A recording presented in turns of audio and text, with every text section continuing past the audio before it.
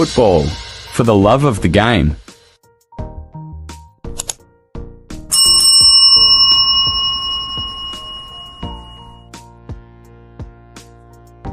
Good morning, good afternoon, good evening.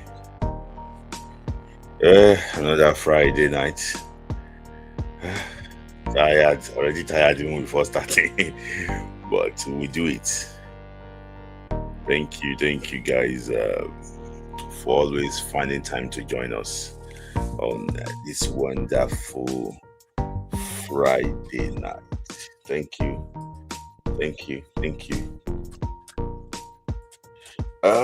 Happy Friday to you all. How are you doing? How is everything? So guys, like the video as you join in, share the video, and let people know that we are live. Oh, vicious smart. That vicious smart. Smart too. Good morning, good afternoon, good evening. Let me know where you're joining from. Said from Chicago, thank you for joining. So Bishop is from Canada. Thank you for joining, Bishop. So guys, let me know where you're joining from, so I can actually hail you. Apologies for coming late today. It was due to circumstances beyond my control. I hope you enjoy the program today. Thank you. Like the video as you join in. Manolo, thank you for joining. Like the video as you join. If you have not subscribed to this channel, try and subscribe, and also click on the notification bell so that anytime we are live, you won't miss anything. And also too, if you want to be a member of the channel, there's going to be some member only content, very soon. It's just because I don't really have time. That's why I have not been able to put a lot of stuff on this channel. So there's going to be some member only content. It's going to be like more deeper conversations. So if you want to be a member, you can also actually join the member. At least you can ask anything you like, in that conversation. You can be able to know. So sometimes we come here to hide stories sometimes, but if it's like member that is not really live, you can come and you can ask the question that you want to ask, and we will answer you without mincing words. So guys, thank you guys for joining. This goes Said joining from Germany. Thank you, Said, for joining. How is Germany? Hello guys. Good morning, good afternoon, good evening. So I'm just going to wait for like 50 people to join, so then I can start after. So that at least, I know some people will still want to join after probably 1 hour, but we are 38 people watching now, so I want to be 50. Guys, like the video. 40 people watching now, only 11 likes. Guys, you can do better than that. Like, so if you want me to thank you, Salam. So my man from Canada, if you want to ask questions, you want me to take your comments, you have to use that one. You have to drop a super chat on this. I will not read your comment if you don't put super chat there. So good evening from Dubai. That is Kelvin Marvel from Dubai. Thank you for joining. Thank you for joining from Dubai. So we have people joining around the world, from Nigeria, from Canada, from Australia, from Dubai, Germany, Italy, England, everywhere around the world. So thank you guys for always finding time. I know Friday night is always very busy, but you guys still find time to join us. I really, really appreciate that. So we have 47 people watching now. When we are 50, I will start the show fully. We have a lot of things to discuss today. I hope that you guys can enjoy it, to the fullest. And also, there'll be time that I could bring you on to come and contribute. So, guys, we have 51 people watching now. So, we have 17 likes. Guys, Let's have 20 likes. Hey, the football ancient, the ancestor, football ancestor. I greet you, Mr. Goswill. Mr. Goswill is from Akwa Ibom, but he's based in Lagos. So thank you for joining, Mr. Goswill. So 18 people. When you're 20 likes, I will start. Guys, 20 likes. Come on, we can do better. Well, 50 people watching, only 22. Okay, 22 likes now. Okay, we start. So good morning, good afternoon, good evening. This is Friday Night Football Club on GAANT Football. I'm your host, Smith Lai. It's gonna be very interesting today. This is a show that we discuss African football, Nigerian football, global football. So, guys, and we also have fan contributions too. So, can enjoy. It's gonna be, you can enjoy it to the fullest. Guys, I know that I normally start from the home front. So charity always begins at home. So this evening, Sporting Inter Lagos defeated the Sporting Lagos 1-0 in the final of the NNL playoff. I won't say the final, I'll just say that the final game of the NNL playoff. Bashiru scored after 7 minutes and they took apart Sporting Lagos. So now Inter Lagos is the champion of the NNL in the all Lagos derby. They call it Lagos for Sporting Lagos, Duma FC and Ranchers Bees. They will all be playing in the NPFL next season. It was a very interesting game. I watched that, just to see. You can see the pictures from the games. You can see, very interesting game. It was live on YouTube, and the referee was very poor too, as usual. What do you expect? But it was a very, very interesting game, apart from the referee officiating. But 4 teams are going to be playing the NPFL: Duma United, Inter Lagos, Sporting Lagos, and also it's not Inter Lagos. It's not Inter Lagos. Nobody Inter Lagos didn't call them. Not Inter Lagos. It's not to be Inter Lagos, they call them. So they'll be playing in the NNL. Now Sporting Lagos. Okay, now Sporting Lagos be champion, but they gave the final game was actually between Inter and actually and Sporting. I know that Inter actually won that game by 1-0. Yes, yes, Sporting Lagos won, but they lost on the night. Yeah, it's a group thing. They lost on the night. So 4 teams will be playing in the NPFL. But what I'm even really happy about the NNL is that Inter Lagos, Sporting Lagos, Duma United, and Ranchers Bees, they are all privately owned club. So it's good for the NPFL. So now currently we have Remo Konkalifa, and Remo Konkalifa and who else again? The final, but Sport Lagos won. I thank you very much for that correction. I thought maybe it's because it was said the final, the build up to it. So Kun Khalifa will be playing in the NPFL if they avoid relegation. Raymond Stars, I pray they avoid relegation. Ikorodu City, I pray they avoid relegation. They'll be playing the NPFL. So that means that we have like 7 teams playing the NPFL that are privately owned clubs. For me, I think this is the way to go. Ikorodu City, thank you. This is the way to go. So, really, really pleased with that. And I'm also happy with the turnout today because I saw Portable. If I'm not mistaken, I saw Portable performing. I saw there was a raffle draw in that final. There was a raffle draw in that final, and there was this guy, a comedian. This Arsenal fan is a comedian. Remote, yes, I saw Remote there. I realized they're trying to blend entertainment and sports together to bring people, because nowadays, the football is boring. So if you don't add small entertainment to it, I just think that it's going to be crazy. So I'm actually happy that they can bring that together. The turnout is very good. People want something. I wasn't focusing on what they want, but they are calling numbers people to come and win something, which is actually what very interesting. So may it continue.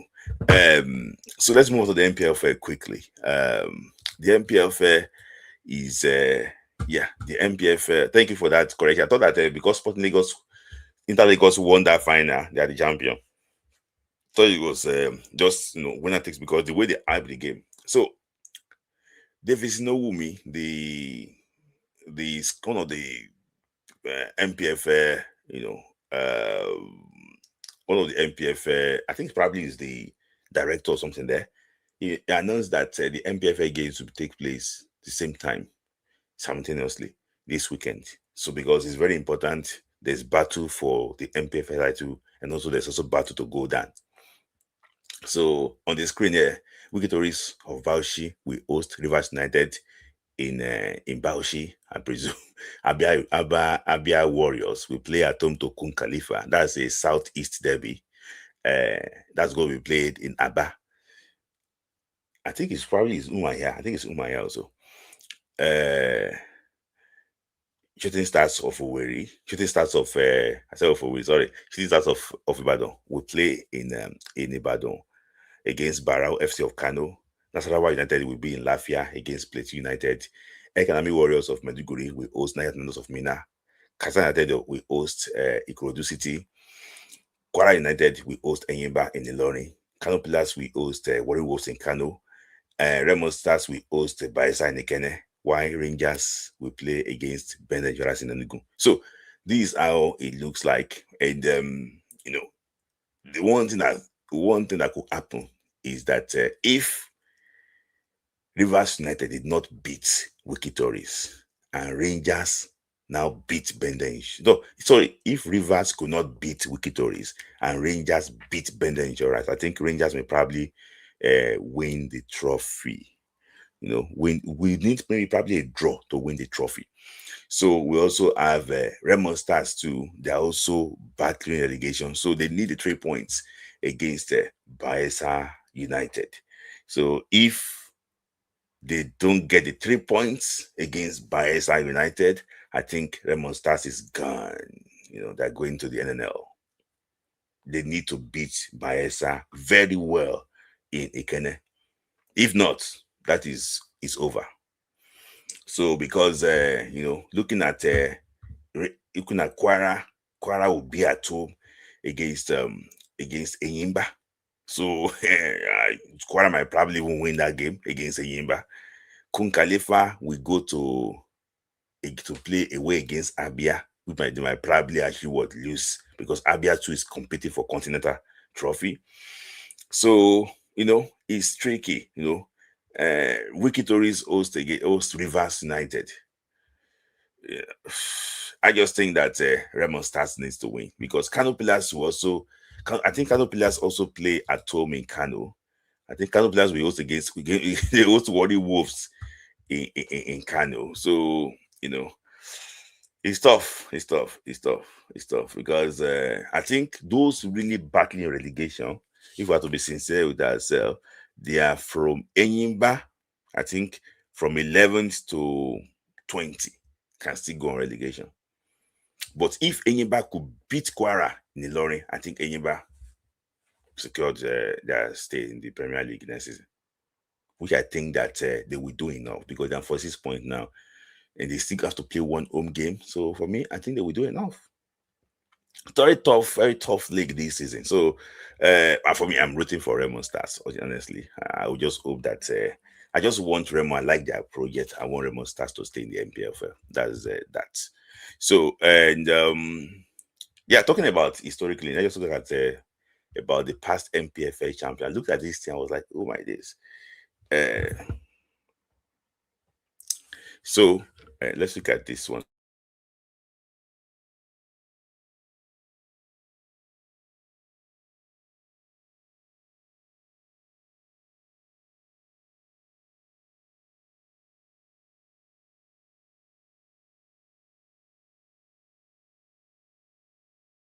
So look at this one. You can see Enyimba probably still the best.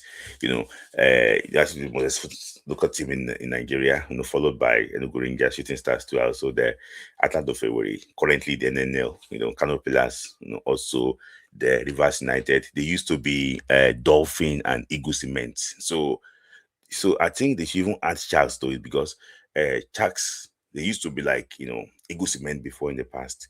They changed them to Dolphin. I think they now merge them together, Dolphin and Sharks together. So, and Ben Insurance also two trophies. So, anybody still probably the most successful trophy. But I think Rangers might probably add to their crown this year.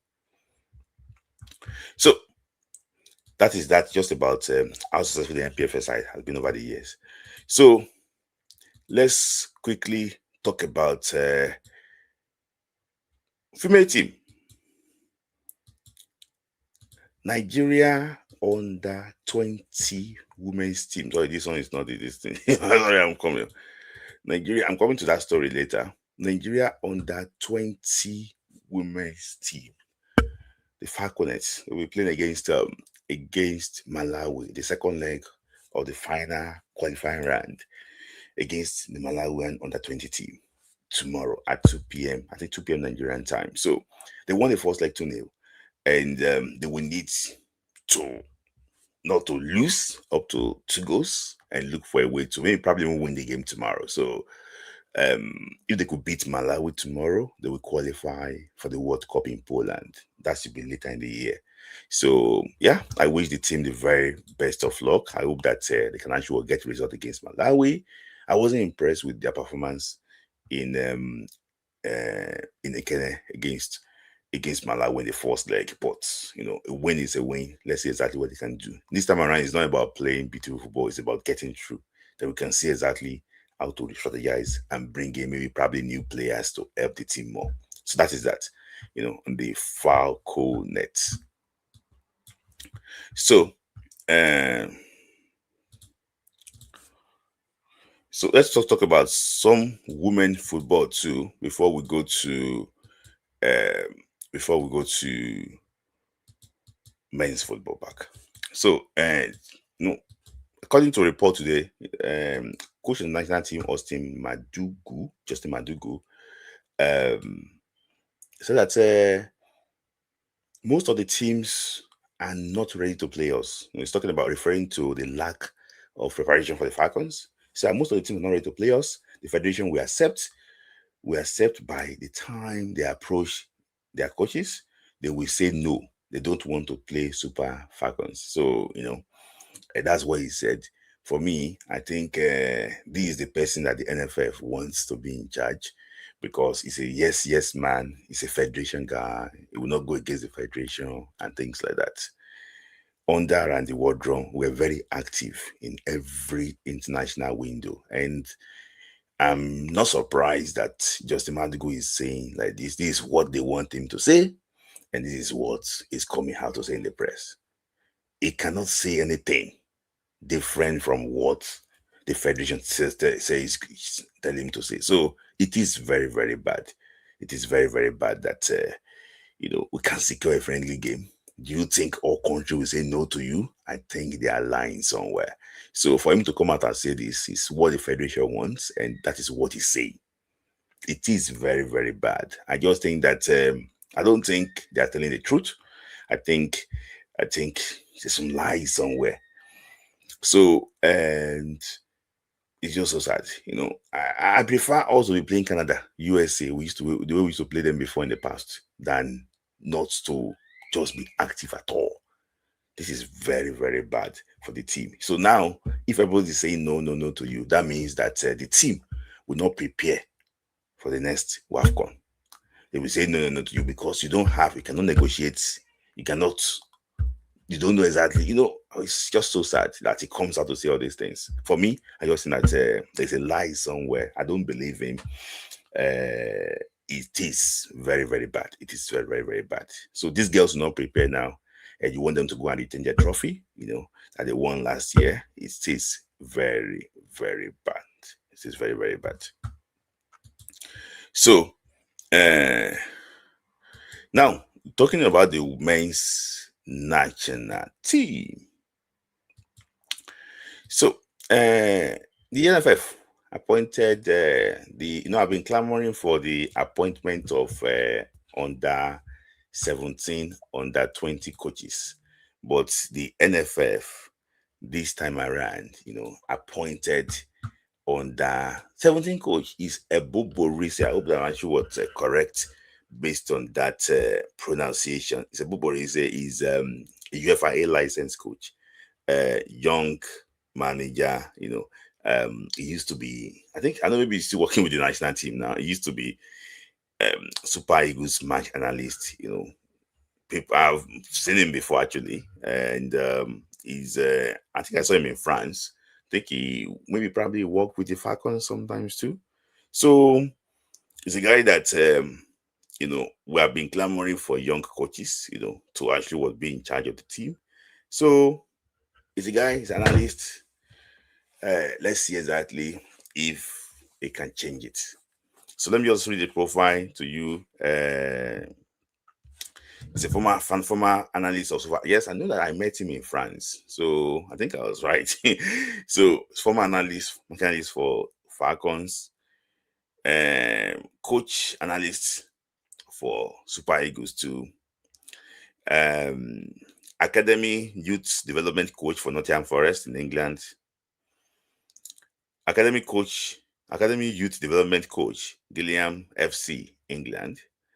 Academy youth development coach, Millwall FC, England. And currently is the head of Academy of Sporting Lagos in the NNL. Currently, he just got promoted now. I told you about that. They won the NNL. Apologies for saying that Inter Lagos won. They won the NNL. So that is his profile.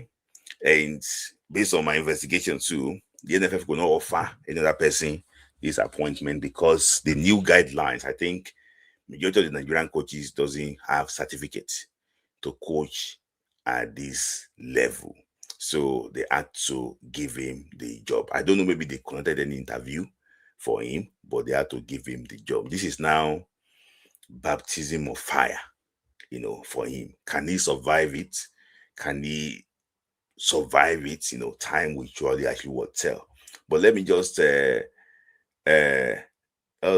okay, answering my super yacht. Your super yacht is £1. Maybe it's $1. Let me just answer. Yes, Smith, what do you think about that? Okay, I'm not talking about him now. See, I'm just going to say he has a license. So if I'm just going to say some things, see, I know that he's a federation guy. I don't know. Maybe probably he's very close to some people in the NFF. He's always around the national team because he's a federation guy. Let's just have it that way. See, I'm happy for him. At least he represent the future of Nigerian coaches. I think he's still under 40 years of age, so that's actually very good. But if this thing no work well, NFF will come out and say that you are saying that we should give young coaches opportunity. Look at it now. They will now go back. They will now go back. And can you see 29 years of age? They will now go back to Manu Galba. That is why it's bittersweet. I will tell you my own opinion. If I'm him, if I don't see any reassurance from NFF about when I will start my campaign for the under 17 job, I will not take the job. I will not take this job. He's 29 years of age. He's still young. He can still get job in Tanzania, all those countries there. He's got a rich profile. They should not use DNQ, do not qualify, to destroy his career.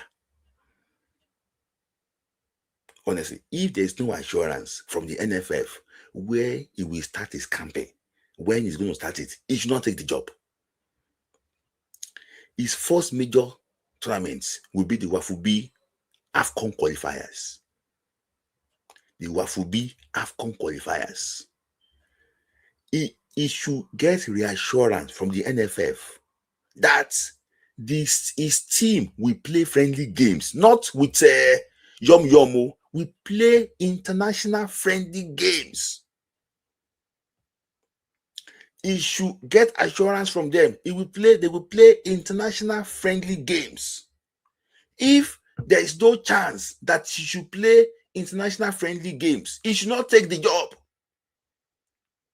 All those playing against Yum, AS Roma Academy, all those useless academies that are flying around from different academies in Nigeria, that is not friendly game. You should get assurance from them that, okay, you know what, when are we starting our campaign? When? Because all those things matters. The boy will go to Wafubi now. If they come pour and beat him there, you now come and say, oh, we talk him. They will sack him. Straight away, they will sack him. So, in my own opinion, this NFFL is one of the most useless NFF I've ever seen since I've been watching Nigerian football. FIFA normally have this under 15 invitational UEFA invitational tournaments that they can apply and go.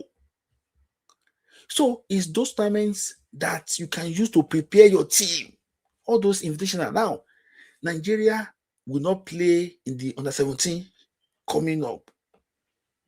Why other countries are playing friendly games? Why can't you go and play friendly games too? Have a team. We don't have a team. This Ibrahim Gusso is so useless, ZFF. Not smart thinking. So this boy, I wish him the very best of luck. I want him to succeed, but he needs reassurance from these people. Now they will throw him to that mosquito go project to go and be assembling team there. No protection. Agents will flood the camp as if they then get the place. No protection. So, in my own opinion, he should ask two things from the NFF. One, three things. When am I going to start camping these boys? Qualifiers is in few months' time. That is number one. Number two, can you help me talk to Kunle Shoname, the owner of Beyond Limit, that can I use that facility to under 17 campaign instead of that Go project in Abuja? Can I use that facility for that under 17 campaign instead of that Go project in Abuja? That is two. And secondly, I need to play international friendly game. Let me take this team on a training tour. Take them on a training tour. There's some clubs, there's some countries that are willing to, Nigeria will still have that name. Take them on a training tour. We all know that playing all these academies in Lagos is not enough to test our team. So I wish him the very best of luck. Very, very humble person. I just remember that I met him in Bordeaux. Very humble, fantastic person. I wish him the very best of luck. That is a Boborise. I don't. The second, I can't stand the second name very well. So I wish him the very best of luck. So there's also another manager that's been appointed is Maikaba. Is Abdul Maikaba. He's a veteran of the NPFL, if you know him very well. He was a coach of of Wiki Tories, a few months ago. I first heard his name about 10 years ago. I think 10 years ago, yeah, 10 years ago. I think it was in Wiki Tories too. 10 years ago, he went to Aqua United. He won the Federation Cup with them. Yeah. He also coached. He coached around. So he was the coach of, he was the one assisting Paul Aigbogun during the under-17 AFCON and the World Cup in Poland.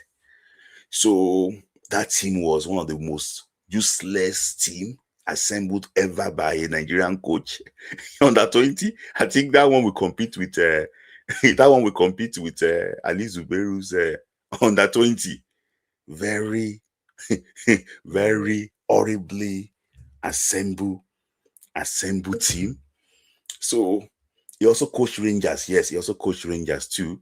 So he's very experienced. They call him old and play. I forgot what they call old and play in Hausa. That is his nickname. He likes two touch, papa. So his favorite formation is 4-3-3 or 4-2-3-1. So and he's let me just so he resigned from his appointment. But one thing I see about his resignation letter is very funny. So this is letter from that he resigned. He resigned from. This is a resignation letter on February as a Wiki Tourist coach. He said that I would like to use this opportunity to notify the management of Wiki Tourist FC of management to resign as the technical advisor of the club with immediate effect. So that was when he knew that he's going to be coach of under 20. He said that the decision became necessary due to the following reasons: disunity among the different stakeholders of the team, which make it very difficult to achieve the set objectives of the group. Safety reasons too. Have received so many threats to my life in the course of carrying out my job from some actual sections of the fans, either through physical attack or through social media platform. For this reason, I was forced to take the decision to quit after consulting my family members. So so he said social media. He left it to social media, social media, social media. It's just very funny. It's just very funny. It's just very funny. But that was when he knew that he's going to be the coach of under 20. I knew about this thing, months back, that they never already told him that he's going to be the coach. So when other people, yes, thank you. Peace said, will he resign if Nigeria do the same too? Will he resign from the job? Will he say, because of social media attack, I have resigned my job? It gives me, yes, thank you. Will he also resign if Super Eagles, if Nigerian fans abuse him, we also resign? It's just very funny, Resignation actually was a letter from Abdul Maikaba as a coach of what under 20 now Nigeria. So that is that on this. So I'm just going to talk about a story about the NPFL. About the NPFL matter. I saw this thing. I was saying, okay, very interesting about a comment from this guy. So that I just want to say, if NPFL plays well, I won't go to Iraq. If I, and this thing actually was touched me, because I remember those days that we don't have players in this type of country like that. But now you see Nigerian players dominating Iran, dominating Iraq, dominating Kurdistan, Malaysia, things like that. It's just to remind the authorities too that we have to improve our league. We have to make sure that they're paying them well. These guys don't need to go to Iraq, to go and risk their life in this sometimes unsafe country. So it's just a reminder to the NFF, those people running our football, that we need to do something, about the league. Very important. So let me just talk about the Unity Cup. Unity Cup, before I go to final discussion. Unity Cup. So Unity Cup will take place in a few days. Is it? How many days time now? This is like in like 2 weeks or so. In like 2 weeks time, 3 weeks time. So Unity Cup will take place in London. So this game is going 26th. Nigeria against Zimbabwe. 7:30, I think so, p.m. Nigerian time. So I was meant, in fact, I already bought the tickets. I already booked my hotel, everything set, but I just got one urgent meeting the next day after this game. I was now wondering that how will I be able to make it to this game and have to take the next train, maybe probably around 5 a.m. from London. Oh my days. I'll be so tired the next day. I don't know exactly what to do, but still planning around to see maybe I can probably be in the game. Fantastic. It's going to be a good game. It's just to celebrate unity too among, Afro-Caribbean and Commonwealth nations. So, and the news have been flying around too about who has been invited. So the first player that they're talking about has been Owen Useni. So Owen Useni plays for Plymouth FC in English League One. So, and I was, before I came live, I was on Ireland, all this Irish, not channel, sorry, Facebook group. So they're talking about this guy Owen Oseni. You know, people are saying that I hope Ireland will not regret this thing. Why can't they just call him? This boy is so good. He's going to move to a big club very soon. This guy, you know why? Why are they not calling him? I can see I was like, Nigerians were complaining that they're going to invite under, what's it called? They're going to invite somebody playing in League One to come and play for Super Eagles. And Ireland are saying that they should cap this boy. Why can't they cap this boy? They were like about several comments saying that they should cap this boy. Why can't they cap him? This boy is so good. I think he scored 7 goals already and 5 in the 5 assists. So why can't they cap this boy? This boy is going to be so useful in the future and things like that. But I think if everything work according to plan, I think Owen Oseni will be playing for Nigeria during the Unity Cup, but not during the friendly games, but during the Unity Cup. You know, it's on YouTube. Go and watch his 2 goals against Keeper Rangers in the FA Cup. Is the FA Cup or EFL Cup? So, like, you know, guy, he can finish well. It's just that it's not got that opportunity. But based on his performance with Plymouth alone, they didn't finish in the playoff zone in League One. So they finished 8th. So they will not be playing in the championship. But this boy will probably be moving from Plymouth. He's still 23 years of age. There's still a lot of football to come from him. Strong player, you know. And yeah, I think that if he plays Unity Cup, play for Super Eagles and get international, maybe that one probably can actually help him. So that is actually what you're saying. Except any last thing, anything drastic happen, it should be in London for the Unity Cup game. So another player that will be there, according to report, is Rafiu Durosimi. So some of you guys know this guy that he was a Czech. He was in Czech. He was in Czech before for Vitoria plays, and so he moved to Pisa in Italy, and he's not been performing well in Pisa, or he narrowly make the AFCON squad. And I'm even hearing that he's going to be the one to replace Paulo Noashu in Trabzonspor next season, from Pisa.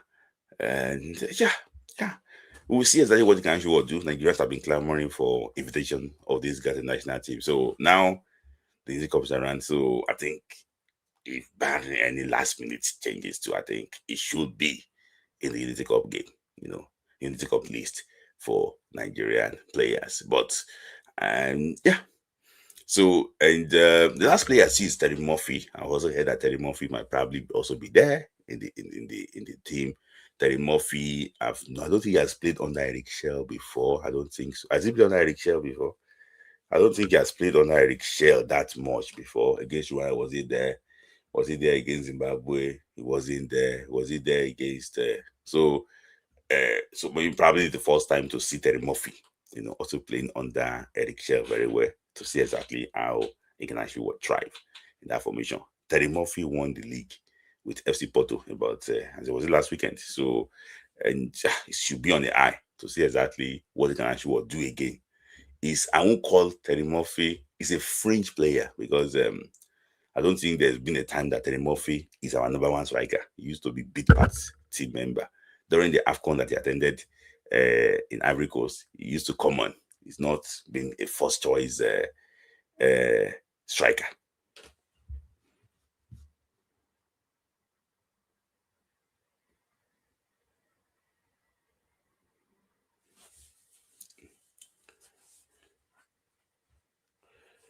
So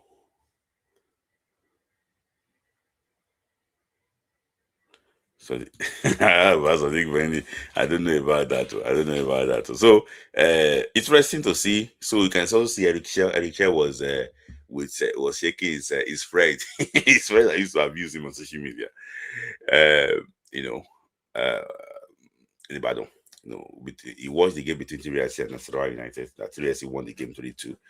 So he's also looking at is he Abayomi Junior also to see maybe probably can be called to play for the national team. So yeah, because they are forcing him to call local based players, and he's looking for a way to try and include the local talents too in his team. So to our there's also reports that Ebin Sakisomiro will probably actually be leaving Peter this summer. They will say that Peter wanted to buy him for 7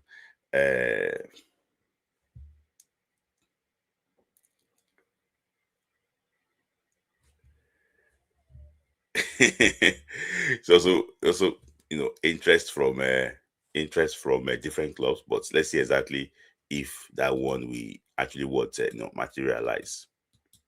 So let me just to conversation. So let me just I talked about this thing before. Uh,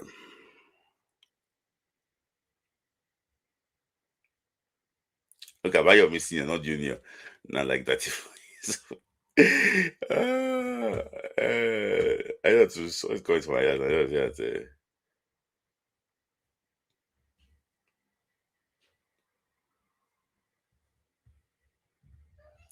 So that's okay. Yes. Okay. That's why there's like we trust this thing. I don't know about that. So I don't know about that. Also, but sometimes you just have eyes on players in national team. They give him info. So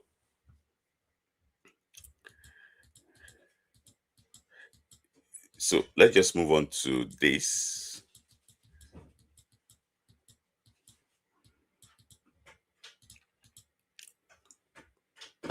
So guys, we are 160 people watching this video, guys. Only 40 likes. Guys, 164 people watching, only 40 likes. We can do better. We can do better. Guys, like the video, like the video, like the video, like the video, like the video. So that how can 125% of people actually watching like the video? Come on, guys. Like the video, like the video, like the video, like the video, guys. Like the video, like the video, like the video, like the video. Very important. So I'm gonna wait for when I see another 10 or 20 likes. Guys, like the video. Like the video, like the video, like the video, guys. We'll only have come on for something likes out of 160 people plus watching.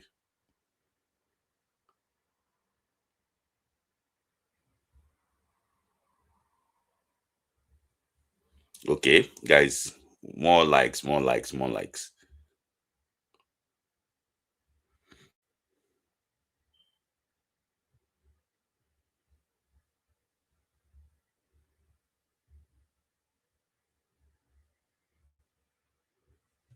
More likes, more likes, more likes, more likes, guys. More likes, more likes. 60 people, guys. Let's do 10 more, 10 more. 70 likes, at least 70 likes. About 170 people are watching the live. 170 people are watching this live. Come on, we have only 60 something likes.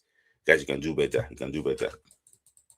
You can do better. You are stingy with likes, so you know, do super chat. You are still stingy with likes. Come on, guys.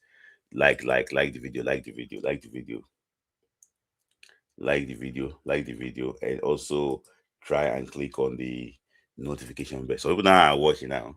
See that this midlife, I no go like the video. We know them. We know them. We know them. So I no go like the video. Come on, guys, you can do better. So, guys, let's continue. About 64 people like, but please, guys, keep liking the video. Keep like the video. That's actually what's very important for us. That's all I'm doing. So,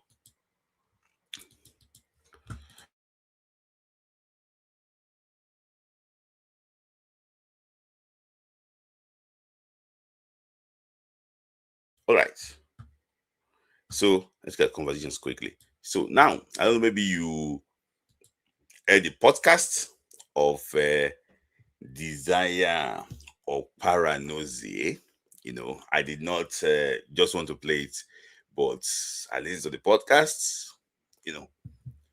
She complained about so many things happening inside Super Falcons camp. So, but what he said so many times, she said so many things actually.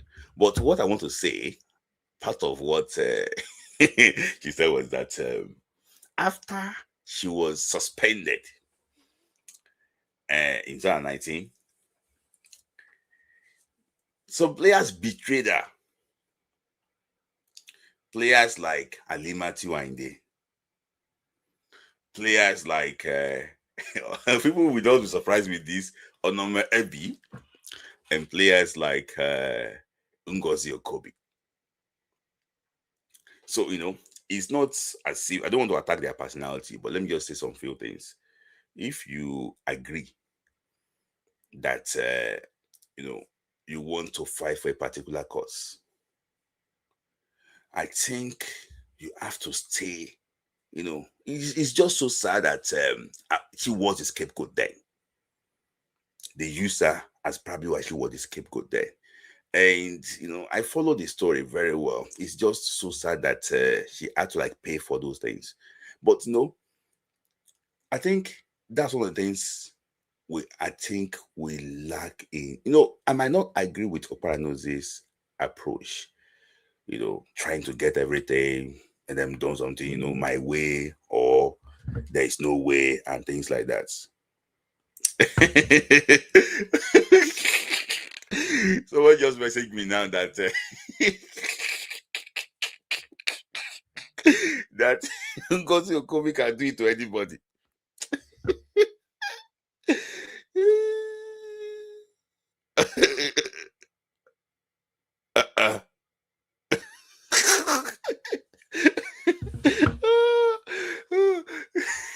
So, it's just so sad. It's so sad. And you know what? I also heard a story too that this current Super Falcons team, that all of them agree on one thing. It's only one player that did not agree with them. And that player is part of the one I mentioned. So for me, I just think that it's always good to go on the line. It's just to push somebody for having a scapegoat. I don't. As I said before, I don't agree. I don't agree with our approach to how she demands things. But for me, I think based on what she explained today, I think our fight is for the good, for the betterment of the national team. Because what she said, we like to hear from the NFF too. I don't think it's past the NFF because they have done that in the past. If you are not there, you are not there. And people will there, then go pay. The moment you are not there, then they go pay you again. Up to this moment, I don't look at bear me witness. Up to this moment, they are still owing Ruben Agbola that played for Nigeria in 1992. I'm just saying that when all these things change, nobody will come out and tell you that NFF is doing well. Nobody will come out and tell you that the NFF is doing well. I don't think anybody has come out to say that NFF is doing well, except John Ogu. I don't know maybe what he's looking for. So we can't continue doing all these things. Oparanozi don't retire now. They talk in own. Maybe probably Ajibade will retire in like few years' time. You will see her talk her own too. Agbola don't retire about 30-something years ago. They talk in own. Nobody that passed through the system is saying something good about the NFF. And you want us to keep quiet. Tell me, who among them that have played the game before that is not that you come and see that they're doing well? For me, I just think that I salute her courage that she could come out and say all these things, not looking at people's faces. And also, I even respect her more, trying to fight for a colleague. That is the most important thing. And, you know, I want to hear from the NFF too, but our fight is for the good cause. And I'm also happy that Falcons too, they're in good hands, because Ajibade is currently their captain and he's been speaking well for the team. That's the most important thing. I think these girls need love. They need care. They need everything. So, you know, we talked about those things. Actually, we're the show, but I'm just want to appreciate her. I like her. So, and now the good thing about the Falcons now is that there's no betrayers again. There's no really betrayers again. When you talk about, okay, maybe it's no longer there again. And Ngozi Kobe is in that head or there. He's not there. Okay, Ajimaju identity part of the team, you know. But I'm just happy that you come out and say all these things, because it's very hard for people to come and say these things outside when they still want to. Maybe probably want to still looking for something in NFF. But you know, really actually was happy for her. And she said something that really actually was even shocked me, was that after the fight, FIFA now pay money directly to the players. That even, you know, that means that you know, people are hearing the way I cry. So I'm happy, you know, she did that thing, and I think that not only our generation will benefit, future generations to also what benefit from this fight. So from this, not from this fight, from our struggle. Let me just put it that way. So another conversation that happened podcast again, we're in the world of podcast. He said, I've been saying this thing in the past, but before I go to the Onua's thing, let me just take this super chat from Gide. So Gide said that under 17 manager is young, he needs to utilize his chance well. Yes, I agree with you, because if he didn't perform now, the NFF will say, okay, you know what, young guys cannot do it. Go back to the old guys, and then Boso and what was it called, and Mangaba, she wanted the team. Before you know it, they start destroying the team again. So let me just see. People have been saying that, oh, we look at this thing. So people say that, oh, hey, probably we're the only one talking about this thing in the past, but not only Onua talking about this story. Let me play this thing for you. Hi, Chuba. Like Shino asked, in 2019, you declared your allegiance for Nigeria. But between then and now, we've not heard you being called up to the Super Eagles. What do you think is the reason? I don't have a clue. Maybe like there's a lot of good strikers, of course, but I think for the nation to progress, it needs to be on merit, you know. The players that are performing well need to be selected, and I try to give 100%, and I've been waiting since 2019, you know. I switched allegiances a long time ago, but, you know, if it happens, it happens. If not, I'll just keep working hard.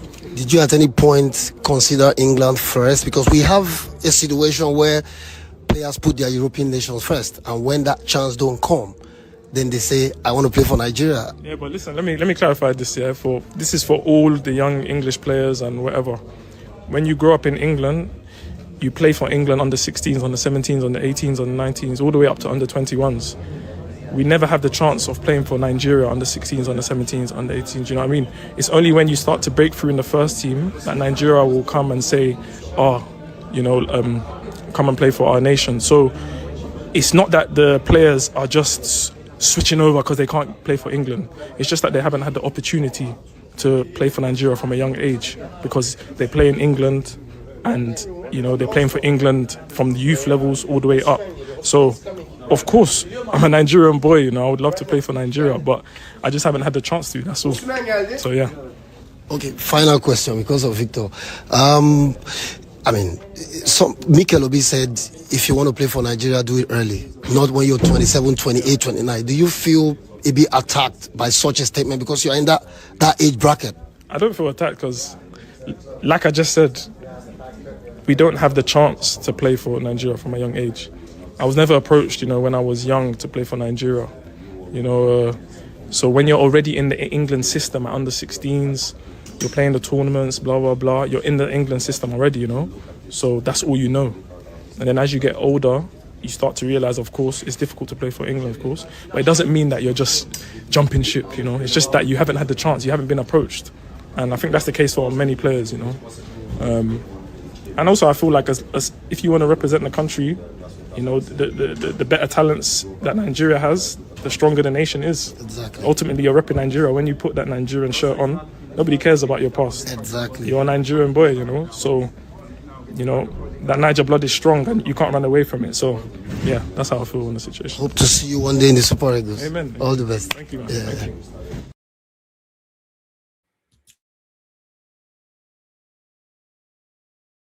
Those abusing Nedum Onua, at least this is also coming from Chuba Akpom now.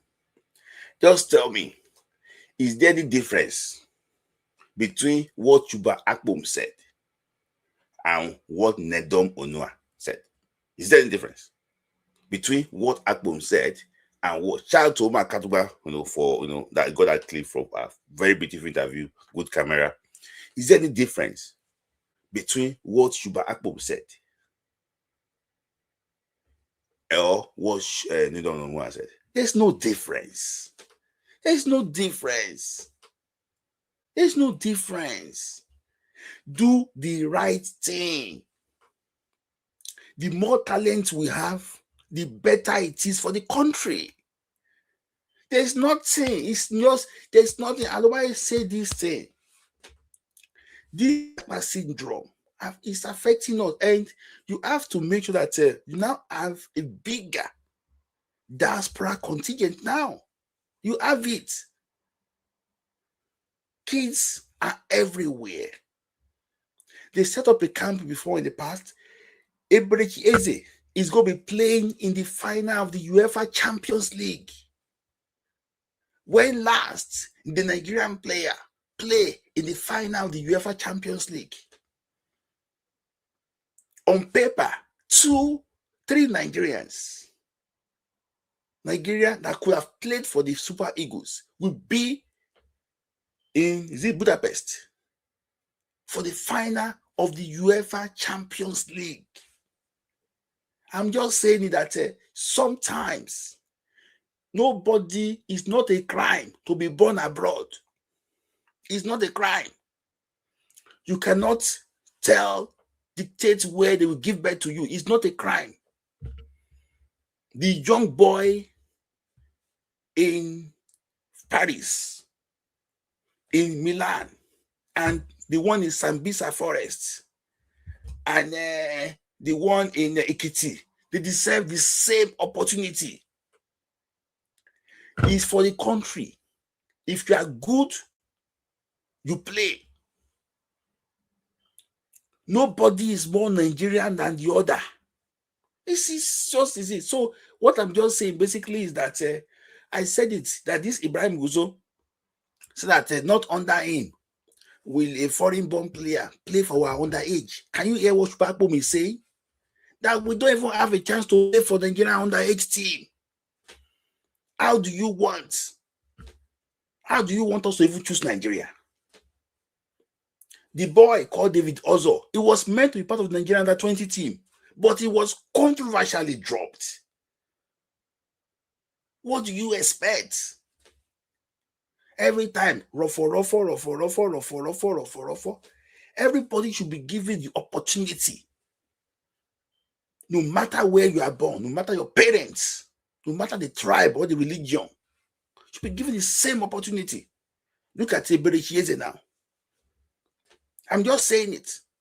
Hey, he didn't wait for Nigeria. He should go and wait and be drinking. He didn't wait for Nigeria. Wait for Nigeria. Was there any chance to play for Nigeria? So after the camp, did they contact him? I said this before. I don't want to come here and be complaining. Nigeria Super Eagles, number one, we need a management team. Super Falcons, Super Eagles need a management team. Ibrahim Gusso cannot manage. I know that all these Diaspora of them, they work with Super Eagles, but with due respect, they can go back to the office.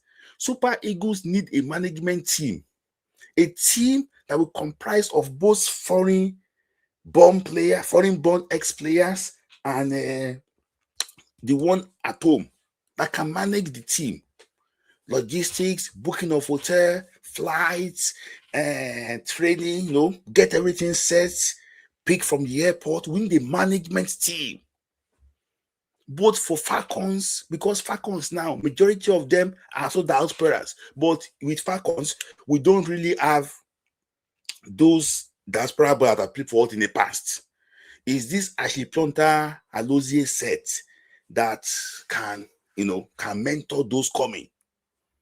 But people like Messi Akide can still do something, for us in that area. We need a management team.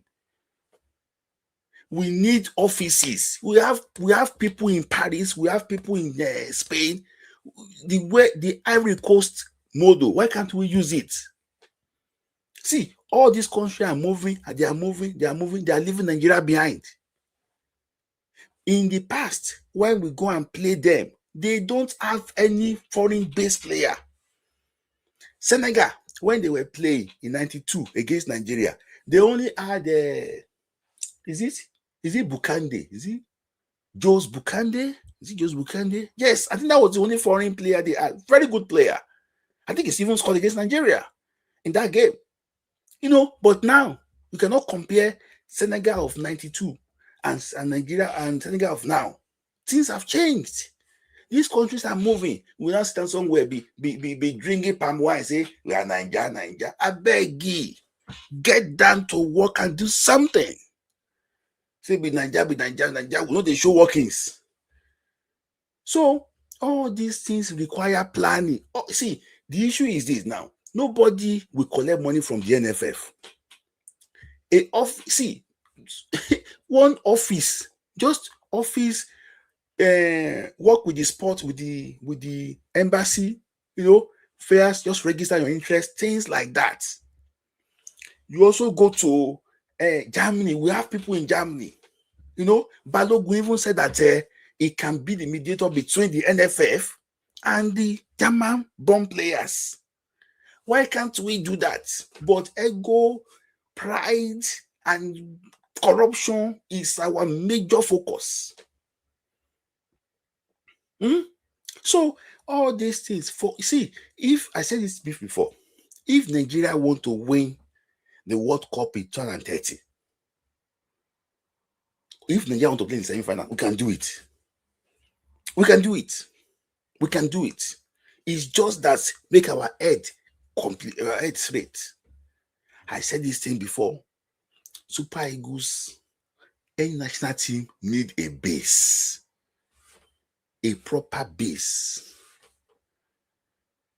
That is where even safe. That is anytime you are going. That is where a proper base.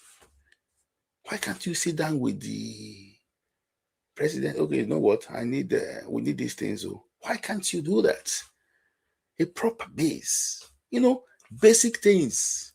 Paranoia said is that. Somebody go wear one socks, answers go different. Go the jabba. Say these guys need a management team. All those pictures, everything. Somebody will take care of those things. Media, they need a management team. These NFF people, they are outdated. They don't know what is going on. Some of them cannot even press phone. Except to go and be watching something different on their phone. That's why I say it's not. It's not. I said it before. This NFF and NSC is the most unprofessional, probably in the history of Nigeria. Most unprofessional. They had nothing. Shebi, two people fighting in front of fighting in Super Eagles camp. Fighting. So unprofessional people. Fighting in Super Eagles camp in a different man's land. That's why sometimes when I criticize the government for not being intentional about development of sports and football in Nigeria, I know what I'm talking about. If you want something to work, there's some things that you will do that things will work. For example, now, if I know that, okay, you know what, I have interest in this thing, I will know who to employ that will make that thing work. I will not just go and employ somebody to compensate that person politically. That is it. That's why sometimes I criticize and people think, oh, that's something against it. No. I criticize because, when you are intentional about something, you will take care of those things, very well. Very well. I don't want to expose them to name those people fighting.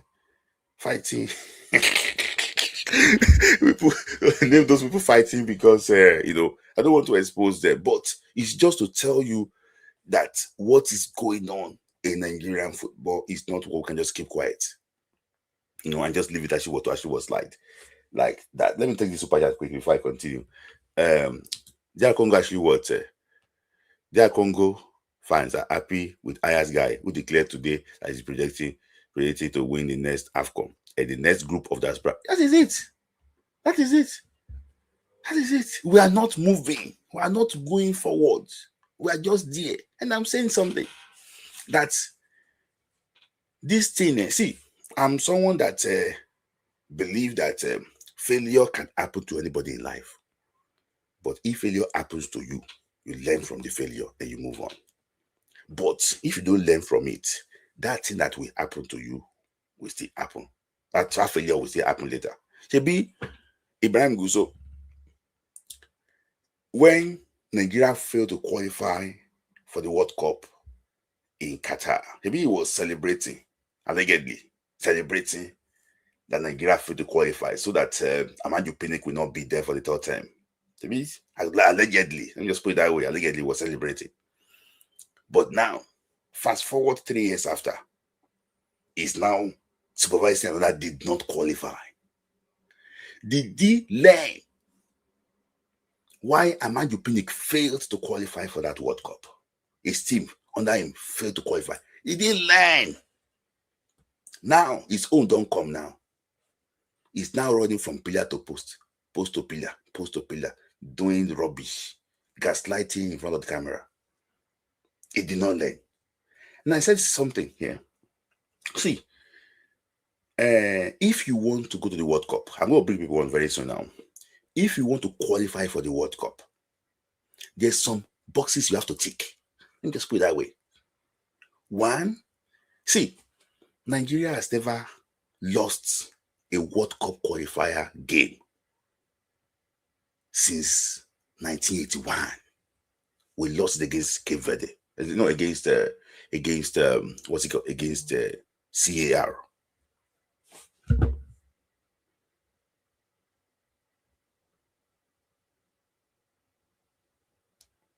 Yeah, I know. I'm just saying that. So,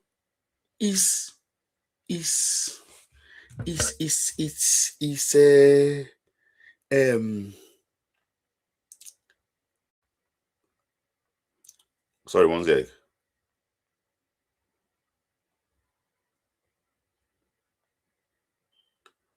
So, what I'm just saying basically is that you have to win your own games. How can you not win your own games and you want to go to the World Cup? It's difficult. See, let me start from 94. Even let me start from 1988. Nigeria did not lose any home game. 88, 89. Before Italia 90. The game that stopped Nigeria from qualifying was against Cameroon in Douala, that we lost 1-0. I think they gave Sunday Boybe red card in that game. On the road to 1994 World Cup, We did not lose. We won all our home games. 98 World Cup. We won all our home games. 2002 World Cup. We won all our home games. 2006, we failed to qualify. We lost. We draw only one game against Angola in Kano. We won. We played 5 home games. We won 4. We beat Algeria. We beat Gabon. We beat Rwanda. And who else again? We beat Zimbabwe. We won 4 out of 5 home games. In 2006, we still failed to qualify. In 2010, we drew only one game at home to Tunisia. We won the rest. Only one game against Tunisia. 2014, I think probably the same thing. The time. See, one of the major problems we actually what people forgot that going to Qatar, we narrowly qualify for the playoff. We nearly lost to Cape Verde in Lagos that night. So winning home games have been the problem. Why can't this guy sit down and know exactly how to fix this home game? Alex Wobi said something on this podcast that we play around the second half, everybody is tired. You know that majority of the players you have are foreign-born players. Why can't you look for a way? TV right, negotiate, play the game at night. Play the game. Told that to accommodate some of these guys. So that because you bring in these guys, you now it's like they're playing away from home. Basic things like that the NFF cannot do. Nigeria have played 5, 8. In fact, our last 9 World Cup qualifier games at home, Nigeria won 3 games. We won against Liberia, won against Benin Republic, won against Rwanda. We lost against Central Republic. We drew against Cape Verde. We drew against Africa. Drew against Lesotho. Drew against Zimbabwe. To tell you, one of the things that can take Nigeria to the next World Cup have to sort out playing. You will be saying that sometimes the pitch is not level, and you want us to play the best there. All those things now. Some people here, I don't think very well, think that the boy is demarketing Nigeria. It's not. He's telling them to, they don't talk am sense. Telling them to do the right thing. Those basic things, if they don't fix it, forget it. Nigeria will not qualify for the World Cup 3 times in a row. Forget about the players you go and bring. You cannot win your own games and you want to go to the World Cup. In this Africa, I don't care what you think. You must win at home. By hook or by crook. Sorry, let me just put it that way. Like this thing, you must win at home. You dare try Morocco, try Algeria. Why are they not losing at home? Try Egypt, try Ivory Coast. Why are they not losing at home? Even Ghana. You must win your games at home. That is it. Everything. You must win your game at home. And I'm going to wrap up by saying something. We are Africans in Africa. If you go and greet somebody in the house, you have to entertain the person. If somebody come and greet you in the house, you have to entertain that person. No matter that person favor you or favor you, you must entertain the person. And they do that one in all African countries. I'm just saying, I'm not going to say more than that. So forget about that. I'm not going to say more than that. You must entertain the person. It's not that person is going to be in favor of you. No, make that person comfortable. That is very important. Make the person comfortable. Doesn't matter that it's going to favor you, but make that person comfortable. And that's the most important thing. So guys, that is that. And today I just want to I think I don't have another story I actually want to take again. So just this last story. The sergeant said that you know what, Eric Shea will have qualified for the World Cup if he was there earlier. But how come they knew about that? See, when I was with my friend OJB, We were together in Paris. That was when I knew that they might probably give Elisha the job. That was August 2024, if I'm not mistaken. August 2024. Was it August, July? Yes. Why can't you give him the job earlier? Why? Why can't you give him the job earlier? Because of politics, because of one interest. So one person's interest. Now leave on the last minute. Now, it was 2 days when the actual word came. And now you're even qualified. So it's just that we need to do things differently, because they have announced the draws now. The draws, the ports. The guys in port 1 for the next AFCON qualifiers in Kenya, Tanzania, and Uganda. Yes, port 1. The draw is going to be around May 16. Nigeria is in port 1. But what I'm saying basically here is this: you have to plan, because the next World Cup qualifier is going to be next year. So we need to be ready. We need to be ready. If not, there's going to be a very 19. Thank you. There's going to be a very big problem again. Thank you. Balogu is 19. There's going to be a very big problem again if we don't take care of the problem of what we learned from this last World Cup qualifier. The same thing will happen the next World Cup qualifier. I can show you. All of you think that it's too far. It's too far. It's not far again. Now this World Cup, now it cover the whole thing. Let them finish this World Cup.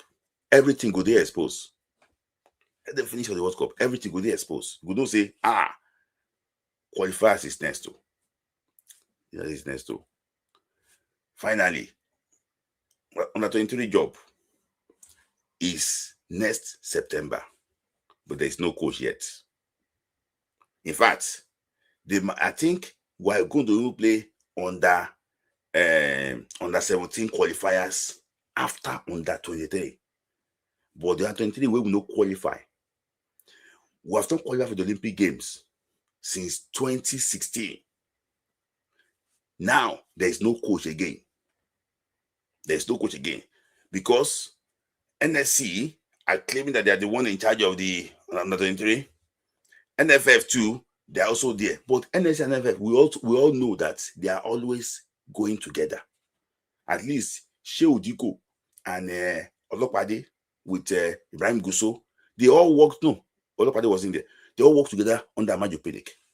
Why can't they come together and announce the under 23 coach? Why can't they come together? If Nigeria cockroach and Nigeria ants, they are playing in Bangladesh, you will see Shehu Diko there. That's one of the things that he's doing around. Zero productivity. Zero productivity. Zero productivity. You can see. Zero productivity. Northwest All-Star Rewards, the 30 match, this thing. Zero productivity. This is what you will see him do. Zero productivity. No development plan. Team green, team white, you will see. No development plan. Zero productivity. Go and build sport economy. Now, waiting and they see them, they do with this. Zero productivity. Nothing. It's just for the camera, for the optics. Nothing. Zero productivity. If to they fly from pillar to post to go and check, it was in Lagos today for the NNL final. Anywhere they are playing, cockroach and Anto, it will be there. Zero productivity. Nothing. Nothing.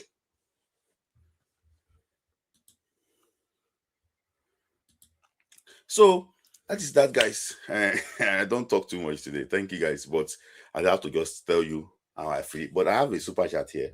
I'm just talking too much. I have a super chat here. So Charles said that all we have to do, Speed, is to rely on the protest. See, oppress and big check approach. No matter what we can relent, no matter what we can what relent, no matter what, or we will cry. See, I'm like you talking about the protest. Some people say that we think that they are part of the protest. They are not even sabotaging the protest. That's why I said that Nigeria is not ready. Some of us is not ready. That's why, see, you don't know where to turn to. Again, you don't know who loves the country, who have that interest of that country at heart. You don't know. You don't know. You don't know. You don't know. So, guys, I'm going to actually just bring some people actually on. It is because, just, I thought that appointing him to bring like fresh ideas. It's zero after they pay novelty match. Zero plan. Now, Nigeria did not win any medal in the last Olympic Games. So there's no plan to win any medal in the next one. There's no plan to win any medal in the next one. No plan. No plan. Nothing. Like 0 upon 0. Nothing. Nothing. Nothing. Nothing. And the issue is this. Nobody, none of them, in the moment that journalists they'll be waiting. Let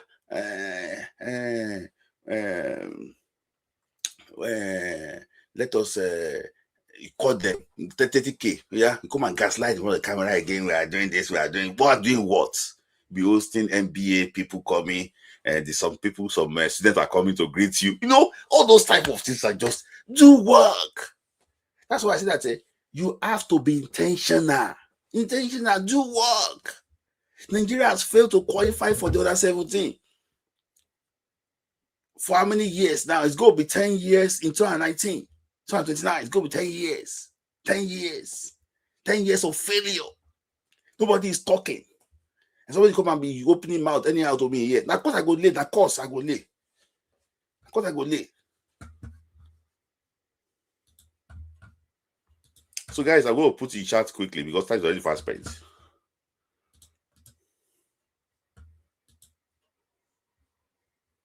So the chat is this is there, guys. Sorry if I didn't see any. I don't know. Maybe I have another super chat here. Okay. So, guys, okay, yeah. If I take your comment because you didn't put your there, but guys, 2 minutes, please don't spend too much time so that I will also go to very soon. So, okay, Chris is my first caller as usual. Chris, thank you, Chris, for finding that. I know that. So, Chris, thank you for finding time. So, can you hear me? Oh, I don't know, maybe Chris is having internet issue.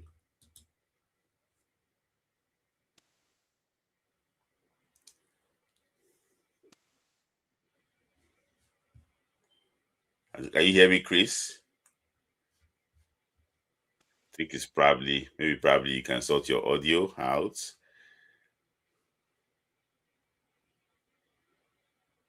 Okay.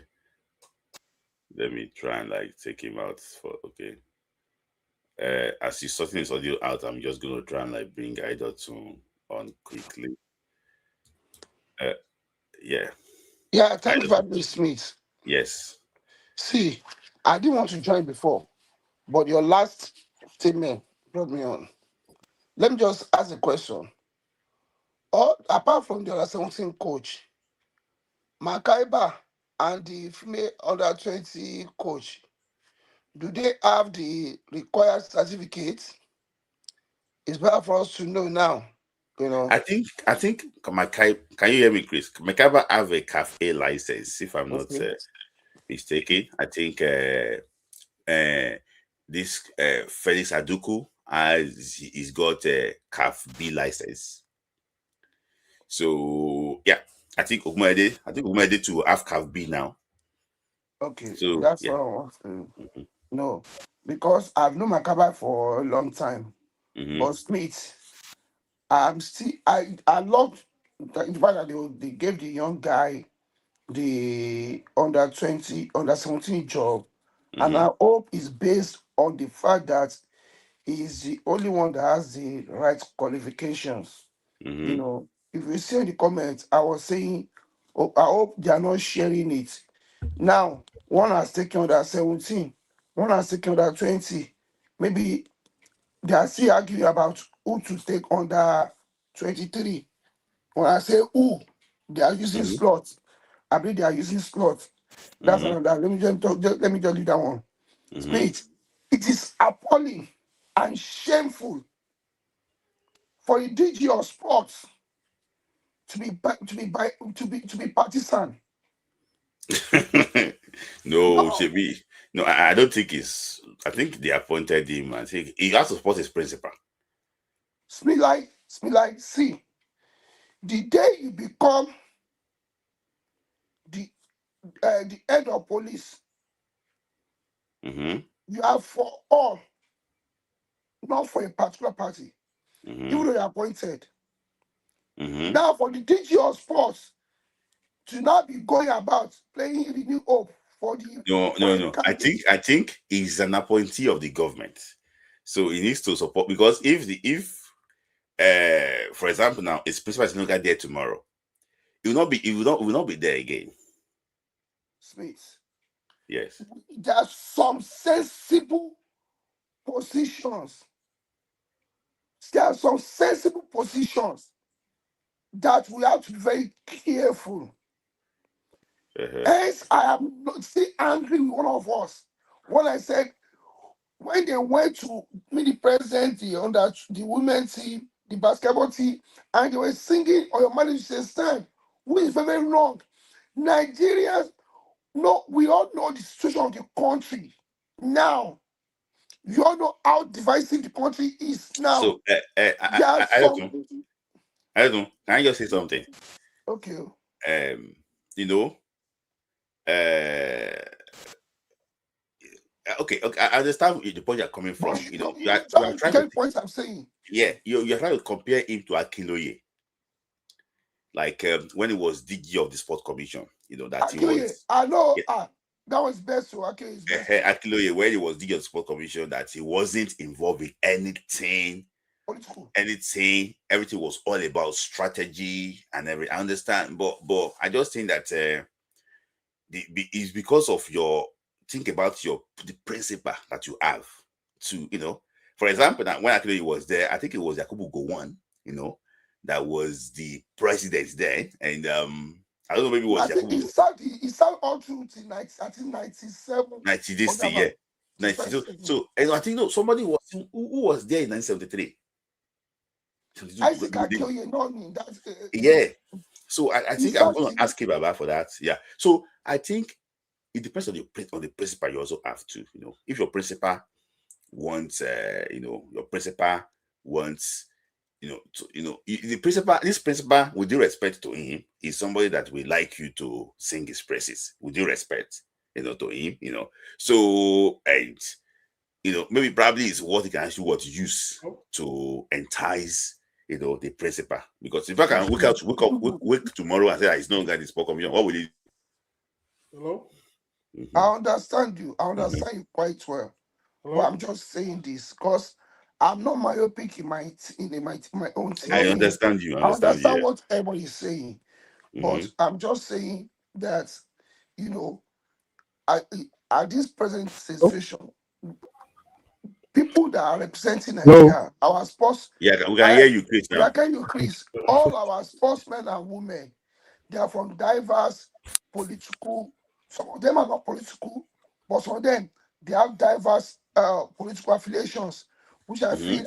And if you are sending at the father of all, there are Mhm. things you should do. There are things you should do. That's on Mhm. that. I think Madugu should wake up from his slumber and understands that most Nigerians are learned, and we are when it comes to our level of nationality is high. Mhm. Not Imadu cannot come here and be lying to us. Does he think we are fool? For that statement, I think he should resign.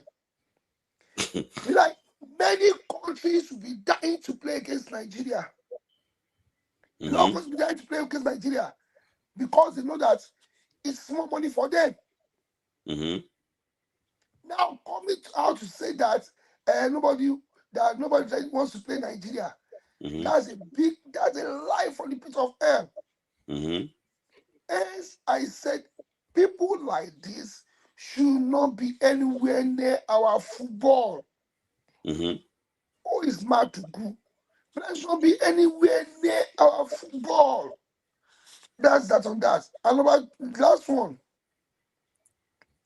I love players I can give it to this say, but the feeling I had there was that she went ahead without the consent of others, that they all agreed to do something, but they had a favorite time that they were supposed to go. But she didn't wait and went ahead. They're like, I don't want to be involved in that. What I'm going to say is this. I think it's high time for our players to talk when they are active. We will still stand by them. Most of them, they only talk when they have nothing to gain from NFF again. Hence, I like this girl, this correct Falcons. They don't care. They talk. They talk. Balogun spoke while playing. He was asked. He won't be talking. He won't be talking now. Please talk when you are active. We will still support you. Do not wait till you finish your career before you now start talking. Me, I'm not for that. And for the people. So I want to ask you a question. Is Balogun still a super good player? Or has he retired from the national team? No. Who retired Balogun? No, NFF. Smith. He's about Remember, I I asked you that question on your life, and he said no, that's the active. What I'm saying is that you say your own. We know they will ask you. They will ask you from the team, but say your own will appreciate you. I'm not a fan of you talking, turn out talking when you're no more in that setting. No, when you see the rot, talk about the rot. Right there. Let people respect you.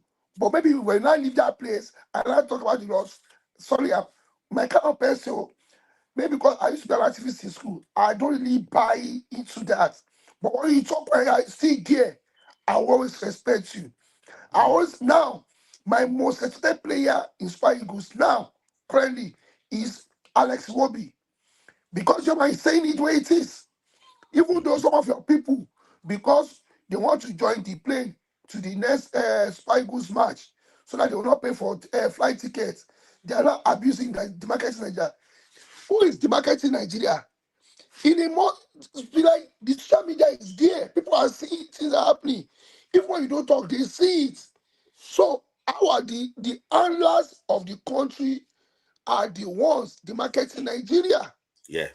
Because they see all this, you don't need to talk before they know that the market in Nigeria. Mm-hmm. If a government president is not paying school the lecturers, and he send their own children to school abroad, I don't know the market in the country. When we talk, somebody will ask your friend and say, we don't know what's going on. No. No. We have to say the truth. It is. Yeah, I know. You and I, you, Chris, and all of us that are in diaspora, I think we are more patriotic than the leaders. We are making money, sending money to people at home, but they are taking our Commonwealth and bringing it out here to send their children. We are more patriotic than them.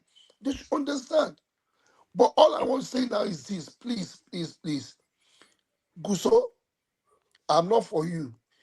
If Tinubu wants me to endorse him or tell people, please go and vote for him, let's just intervene and say, what is wrong with this football self? All of you, do the right thing. How many votes are you going to promise him if he intervene? Smith, right? You know when you say intervene, how many votes? Smith. Can you give me 1 million votes? Smith, let me tell you this. What you don't understand is this, Smith. Do you know how many Nigerians love football? He don't care. I know he doesn't care. I'm just saying, what decision can change the mindset of millions of Nigerians and say, let's give it to this guy. Let's give it to this guy. Let's give it to this guy. Not just like 1999, all of us are grown up. Nobody wanted, but because we wanted military out of office, everybody was like, let's just vote for these ones. So what I'm just trying to say is this: you and I agree, and kudos to our Afrobeats, maybe because I listen to old school rap, alcohol rap. That's why. I am a die-hard lover of Nigerian football. Like I often be saying, I watched AFCON 84, but my most memorable one was I watched that of 88 from beginning to the end, and I can't tell you what happened. My first love, Green Eagles, now Spy Eagles. Second love, stationary stores, the AC Milan, those shows. Please, football gives us joy. You and I, we've not met before. We play off, we've never met before. But now, what piece of together? This football. Yeah. This football. Smila, you said when you were in Kanu, when Nigeria scored, you never cared about the person that was beside you. Even though maybe the person has not brought seat for like 2 weeks. You guys hugged each other. That is the power of football. Mm-hmm. You see someone that will say, I'm Biafra. When the Spy Eagles playing, say, oh my beg, we win. That's what we let us win. When it's football, we don't care about our differences. Football unites us. This we should please help us. They should please help us. That is why I want from government. We know in Africa, South Africa, government funds football, so they should be involved. Smith, I sent you a message. Shame on us. Senegal is hosting a youth Olympics. Senegal is hosting youth Olympics. We are not We hosting cannot even Olympics. host. We can only host Portable and Kata FM. We cannot host only Portable and Kata FM. Someone's gonna leave you. Someone's gonna leave you. So, Smith, good job. I think we should keep talking. We should keep talking. We should keep talking. I pray one day, God Almighty, we answer our prayer, we hear our cry, answer our prayers. Go to hear our prayer, man. See, Usmila, you said it again. You said it. We might miss out on next World Cup again. That's what I'm fighting for. 3 times in a row. 3 times in a row. If all our under-20 players are going to be foreign born, let it be. I have a lot of Congolese colleagues, Smith. They are coming everywhere now. That's people are coming in. People are coming. Kenyans are doing that. Now, your own NFL president said underage should not be playing for national team. And now, you now say, Coyote come and play for us. Did you invest in Coyote? I've also Coyote when he played under 15. Did you invest in him? Do you invest in Lukman or Iwobi? Please. That's justice. Thank you. All right. Thank you. That's very nice question. He poured his mind out, and I always like listening to him too. So,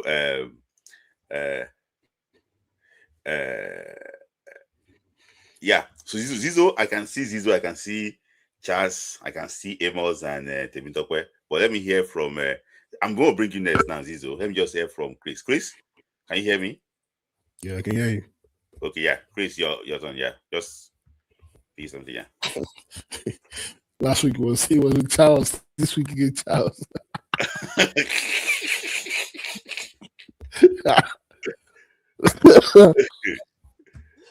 Oh man. You guys, I mean, like, you already know, like, when you see me here, you already know what I'm starting with. Yeah, I'm starting with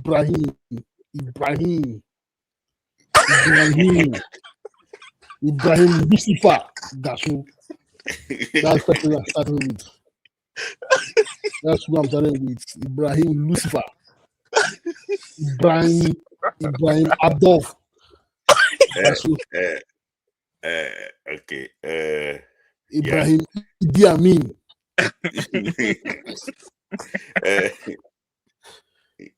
Ibrahim Ebola. No, I beg. Don't just they will come for you. They will come for you to comment. They came for me last week. They came for me. They will come for you. They should come now. Me, I'm waiting for them. Me, I'm waiting for them. Yeah. Me, I'm waiting for them. Me, I'm just waiting for the day that he was going to reply me in that Instagram. But I know he doesn't really want to reply. But anyways, like I was listening to Crystal about the protest, and it's funny because you know, like when you look at, for example, now you see the way the South African men are telling other Africans to go back to their country. In as much as I don't like what they're doing, but you can't look at them and say they are not brave.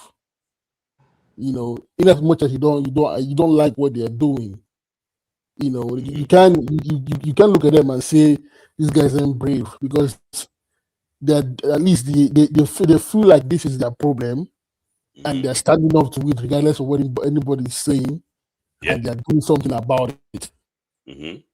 And they are doing to the point that people are actually listening to them and doing what they're telling them to do.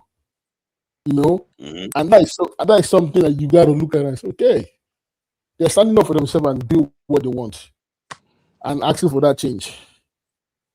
But you see, I was having a conversation with my friend, and I was telling him that there's something about we Nigerians that even right from where we're. Hold on a second. Shonopi, where is Shonopi? Shonopi, I can see you. Where are you?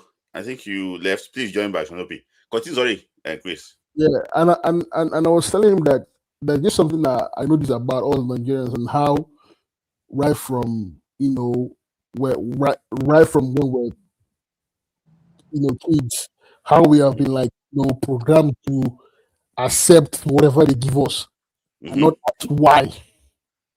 Like for example, now you see, I remember the other day I was trying to put on my son in a jacket, and he told me he doesn't want that jacket. He wants a different jacket.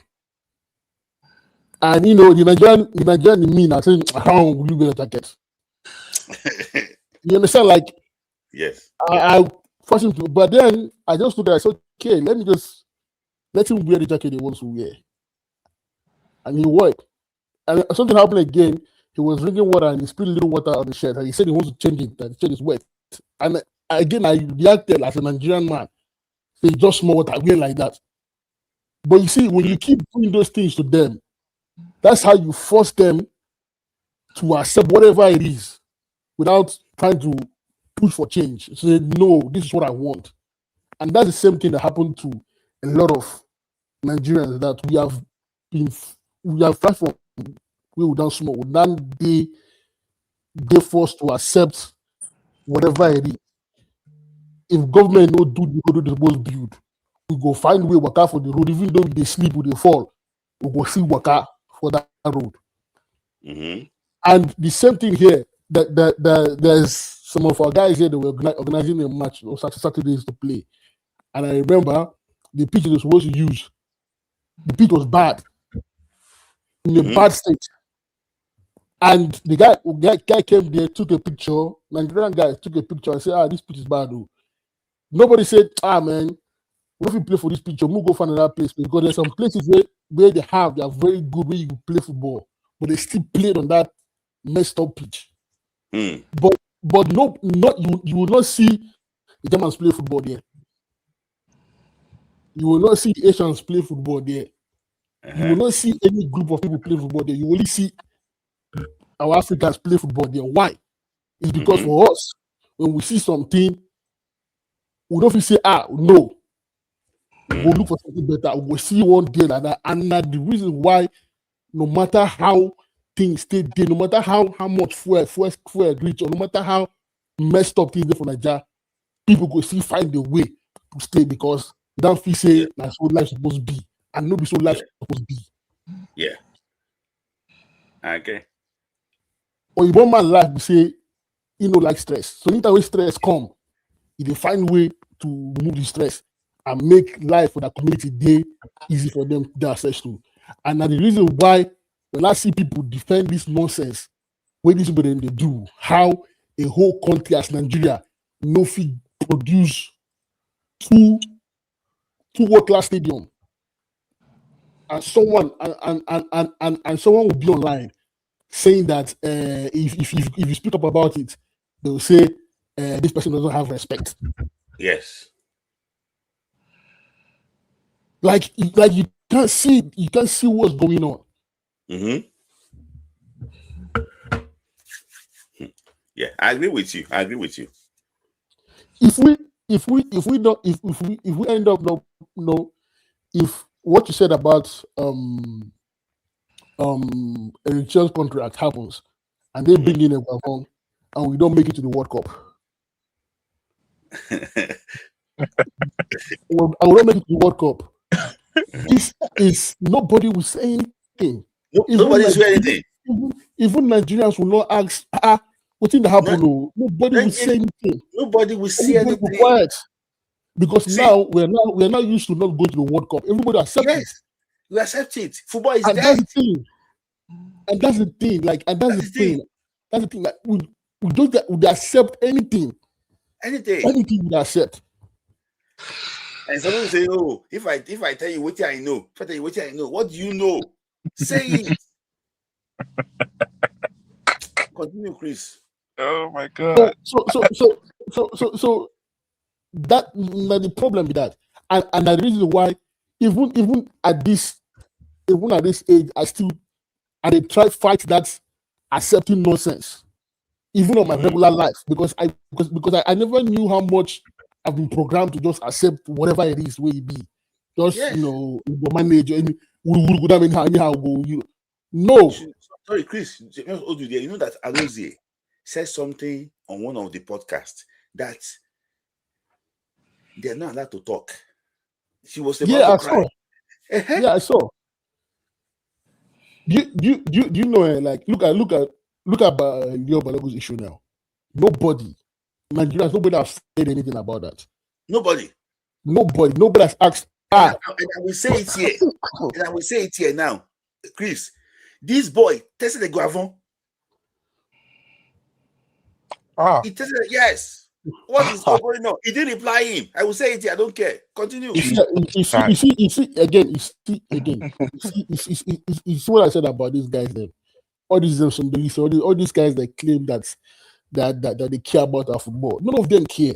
None of them care. And none of these so-called whatever I say that call themselves journalists that forget we don't journalists. If you talk, they'll come here and tell you that none of them have done any proper write-up or drop an article to investigate what happened and share to people and say this is what nobody, nothing. So now it will be like something now. He's trying to speak gradually. But the problem is, if you will be talk now, what happens next? If you will be talk this way, how they go tell and say they won't call him up again, and he will focus on his club career, because I feel like he's kind of one of those players that I think he will just retire early if he sees the way, because I feel like him, Lukman, and some of those guys, I feel like if something is not done if a share doesn't stay, I feel like they will just retire early. Because right now,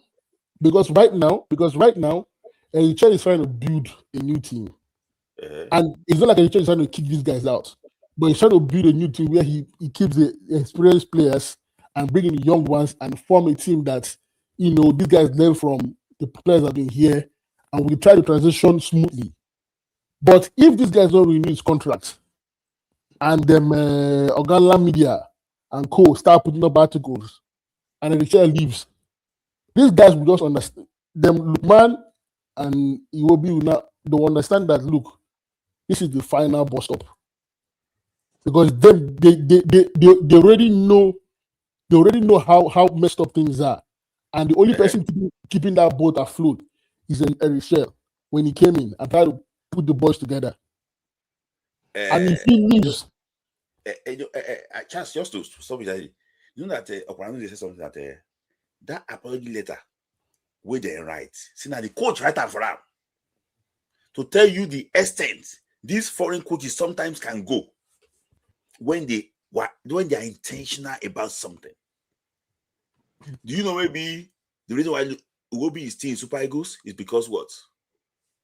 Eric Shell. That's me, like you said. Why you come and see that because of Eric Shell? Maybe I don't want to mention there's a player that is contemplating retiring from Super Eagles currently. I don't want to mention the player's name. Is it Ola? I will not mention. No, Ola, for me, I told somebody last year December that I don't think Ola now will play for Super Eagles again. And I understand why. Because that World Cup qualifiers, those games were like, especially that game against South Africa, yeah. Any serious country knew that game was the game. That was the game. Because you know why? If you look at the way what do you call it? The way football works, yeah. You saw the way when City had that game against Arsenal in that league game. You remember the players were saying something that I don't think it was Dogu or Semenyo.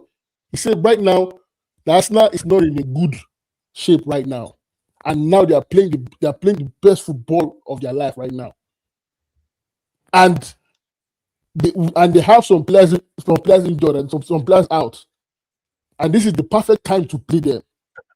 During that period, when they played South Africa, that was when they already found out about that they're going to be taking 3 points away from them. Yes. And psychologically, that stuff is very massive. And that game was a game that we were supposed to make sure that it was played on the best pitch.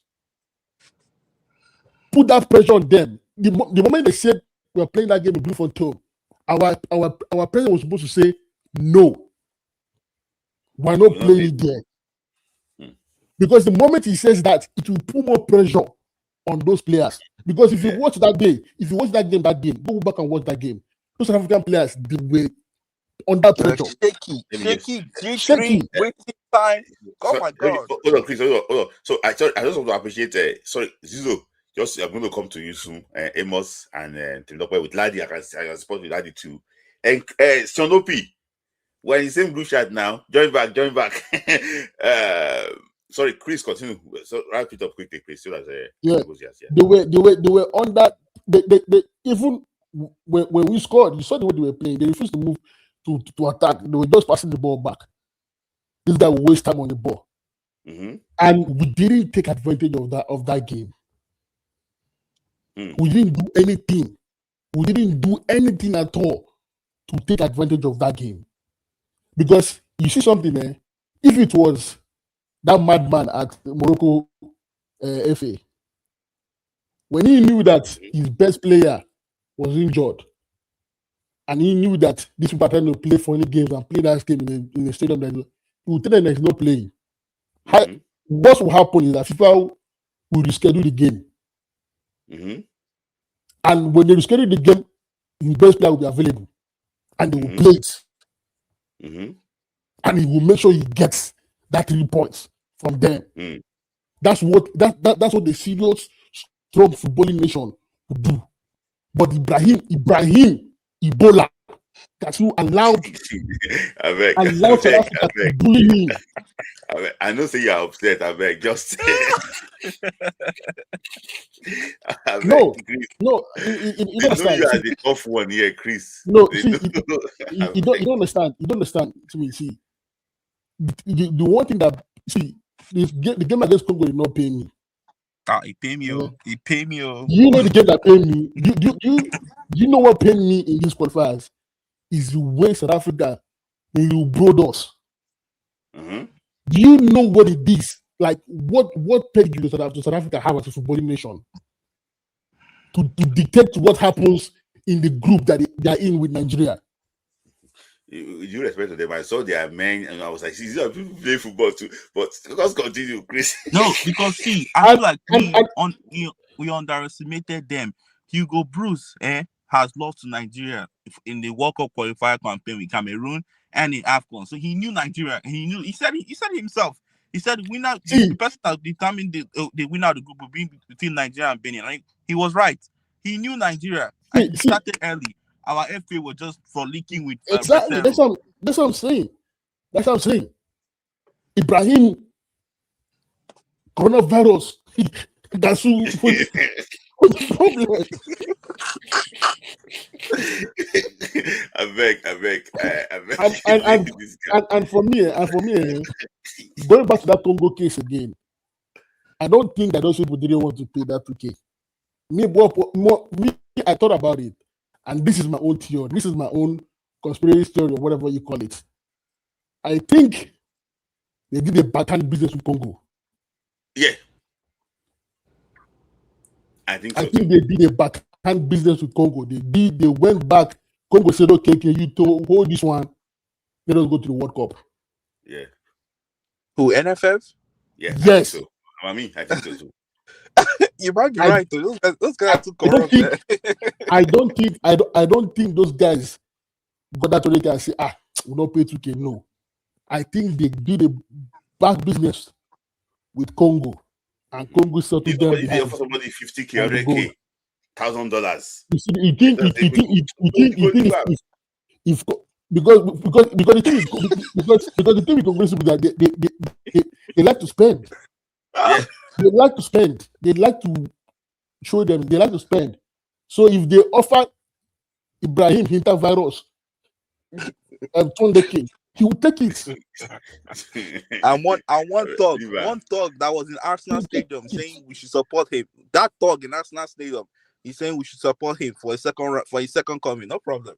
We will cry. We'll cry. No problem. Chris, okay. Chris always fire when I hear from Chris, honestly. But Chris, thank you. You can still wait behind. I like to actually hear from you more because people are just waiting. But you can still wait behind, Chris. I like the fire in you. I know that you never finished talking.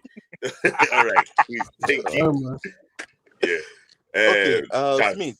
Yeah, I don't know if you watched IoT's video today. He said something that it's been how many years? It's been like what, for 13 to 14 years since a Nigerian went to the Champions League final. It shows that our football is dwindling. See, you can have the talent, but if you don't have the pathway, if you don't have the education, if you don't have the value, you are going to lose every bit of relevance. Okay, now look, you didn't tell us what happened on the protest on Tuesday. What happened? Did they stop it or no? So people in Nigeria sabotage us as a part of the group. So a shout out to Ife for doing. See, I can't appreciate her enough for doing all these things. Wow. Some people on ground sabotage. In fact, that's why when I say as Nigeria, I don't think there's future. Oh wow. The person I'm talking about is always online. Abuse NFF. They sabotaged us. They went to the back. They did different things, and I'm happy with Ife cleared all of them out. You can see. And see, that's why I said cleared all of them out. We're gonna. Let me tell you something. Judas will always reveal themselves. Like players always reveal themselves. So those guys are revealing themselves small. So at least we can take them out. So you see, let me tell you something there. This Nigeria, this thing there. And that is why I said that is why I said you see that protest, You see that protest and this big shakes approach. We have to do them as quickly as possible. We don't have time. This is May now. We have June and July. That time it will pain all of us. That's when the pain will come back. They will come out to haunt us. Now everybody's preparing for the World Cup. June, July, that time will pain us. We have to do something. We cannot let these people come back. We are not going to qualify. And this nonsense of not using diaspora players, that nonsense should stop. Morocco best players are diaspora. Two of their best players are diaspora. So what are they talking about? Senegalese captain, senior captain, what's his name? You see, this guy that plays for Napoli. Was he not born in France? So what are they talking about? This nonsense, this hate between that nonsense has to stop. Whether you like it or not, you're going to see more diasporans because now the Japa syndrome has increased. You are going to see them in different kind of places, whether you like it or not. So this nonsense has to stop. It has to stop. They have to stop it. Or else, God forbid, we'll come back December 2020 and we'll start crying. You don't have a stadium. You don't have training center. The foolish man said he's looking at cost. What is he talking about? What are you saying? You're looking at cost. You keep inviting all these people from FA to come and follow you to travel. You're deceiving yourself, not us. So that's why I just want to say, man, that we should not relent. We knew this was going to happen. We knew those sabotages. We knew. This, you know, that's why I said, thank God. If you don't have much, you have even wasted. Shout out to Ife for doing all this thing. You know, when I say somebody have passion for Nigerian football, if you know how much he has wasted on this thing alone, and we still gonna spend more just to make sure that people know the problem of Nigerian football, because people are not informed. People don't know. See, exactly. For example, Exactly. Well, thank you for having me. Thank you for having me. Yeah, let me just say thank you. So to talk about quickly, so we already Zizo, and I just want to bring everybody on at once, then we wrap it up. So to talk about your thought, let me just say I hear from you then. Charles. So sorry.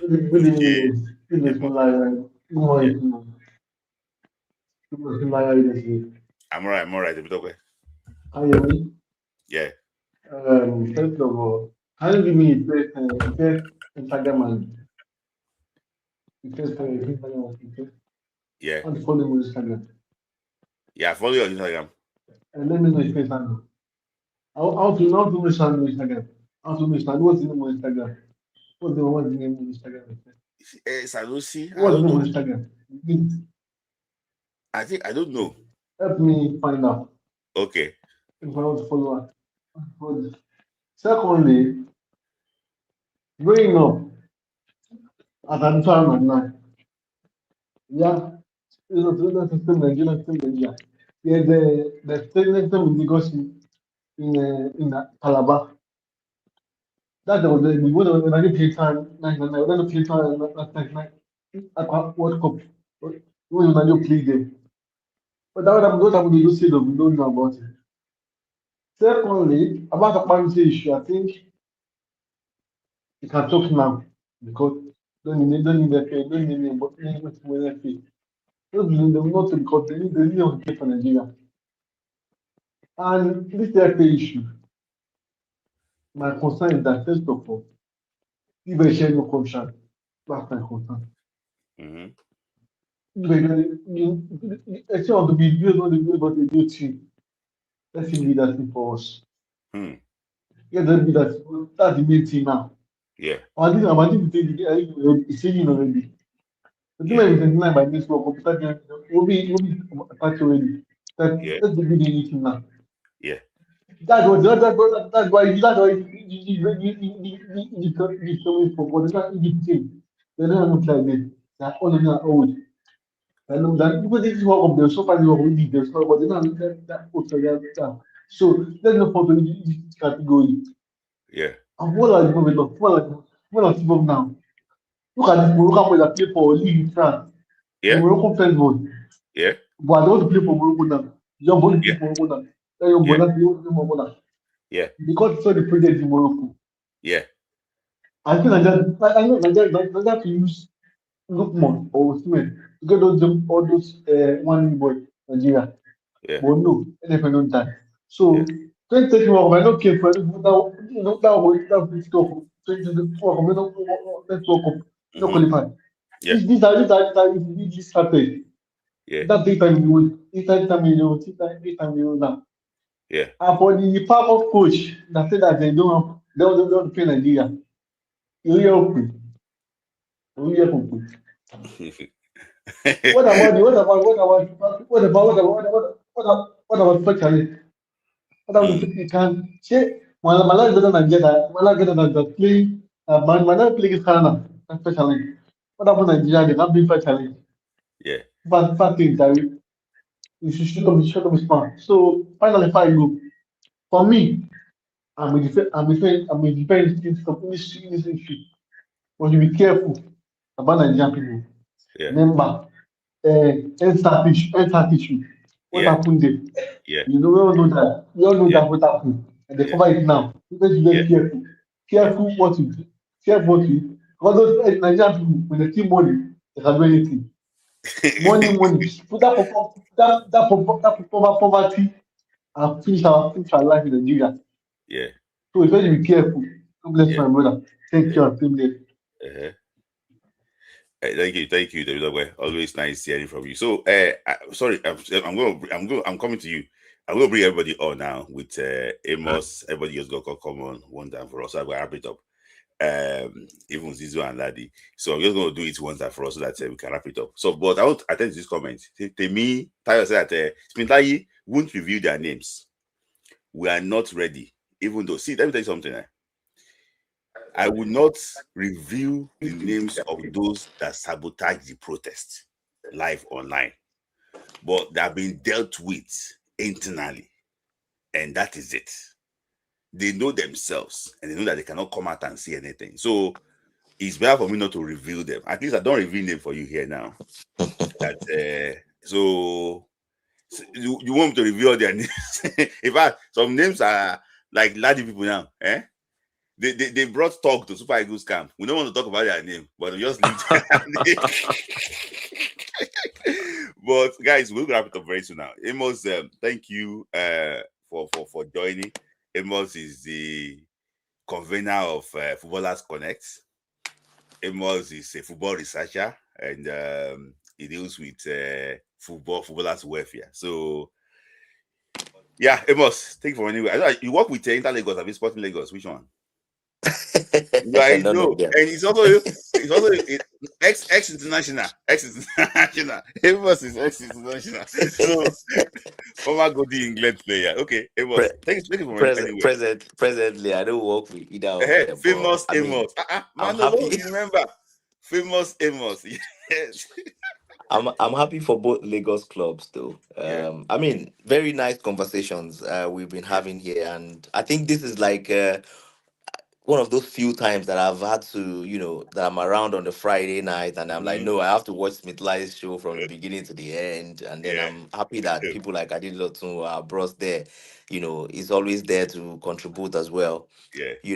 A friend used to tell me that, guy, which concern you with Nigerian football? They tire. He said nothing. I'm like, guy, my heart, I can be away from home, but Nigerian football is something that we're already invested in. Our life is there. So we will always do our best to contribute, to the system. It is now left for people who are, in authority to, execute, towards the right causes or not. Yeah. The problem is that our people are not serious. That's the problem. If you look at the majority of us here now, we're in diaspora, and the reason why we're so passionate, it is even funny that we are the most passionate. We're the ones that are very passionate about this thing. We are carrying it on our head. We are hawking it everywhere we're going, and we are not tired. We are relentless. See, people who are in authority, sometimes we just sit back and ask ourselves, some of these things are not rocket science. I'll give an example for the NNL, that they just concluded, the Super Four. I looked at some of the conference rooms, the backdrops and everything. It looked very tidy. I'm like, these things could have been done like since like 2020, year 2020. This thing when I just they do in 2026. People don't they do them like years back abroad, even in Africa. We make things look like they are very, very impossible. And that is the problem that we have in Nigeria. We are talking about diaspora players today. People have what to use to entice players. What do we have? If Kayode is going to, decide, should I go Nigeria or should I go Italy? Trust me, he's going to go Italy because it's natural for him. And, while you were speaking about Nedo Monoha, I said something, I said in the chat, I said, a lot of people do not understand how these things work.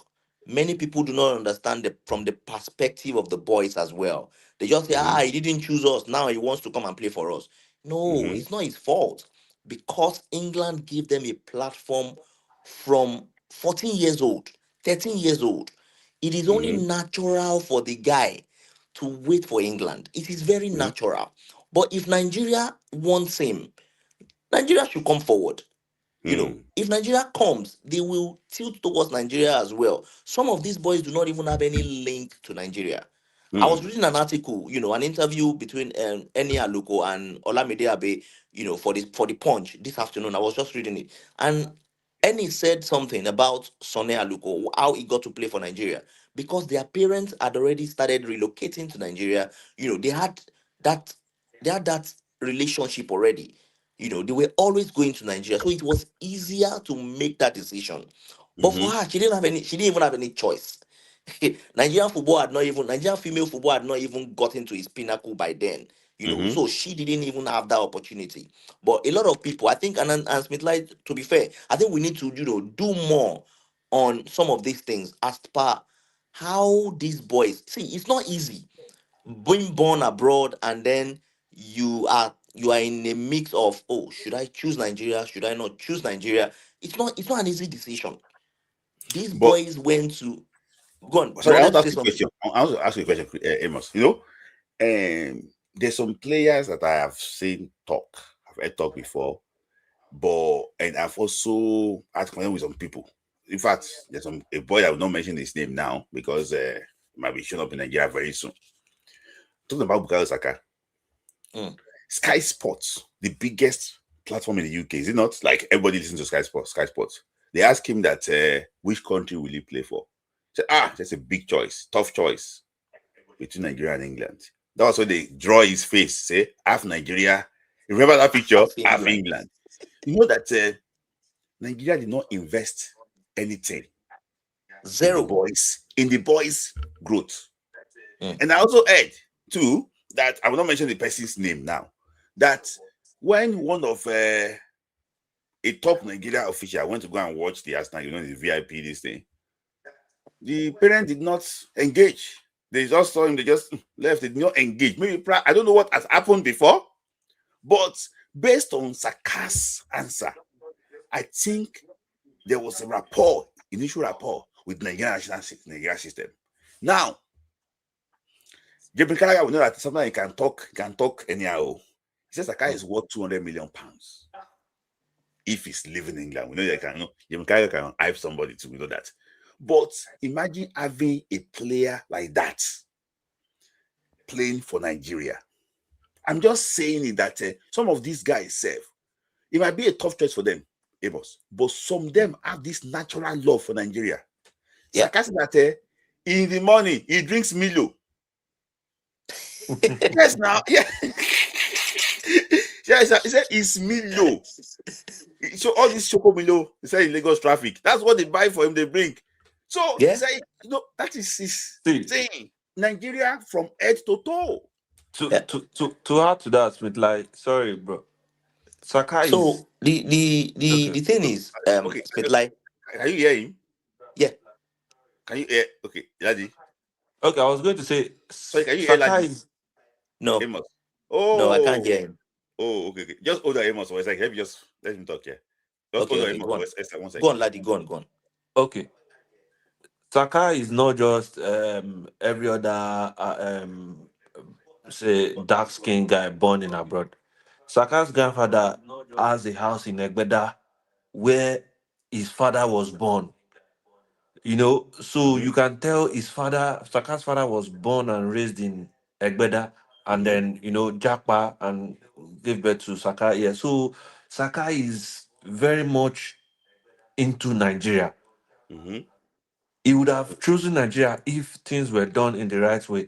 And just to add to it, see, at the moment we are in an era where the standard have dropped, where nobody, maybe you can be NFF president now, and it will get to a stage where under 17 only qualify for, or no, maybe Super Eagles qualify for AFCON, and they not go past second place, then that's what they will use to contest for another term.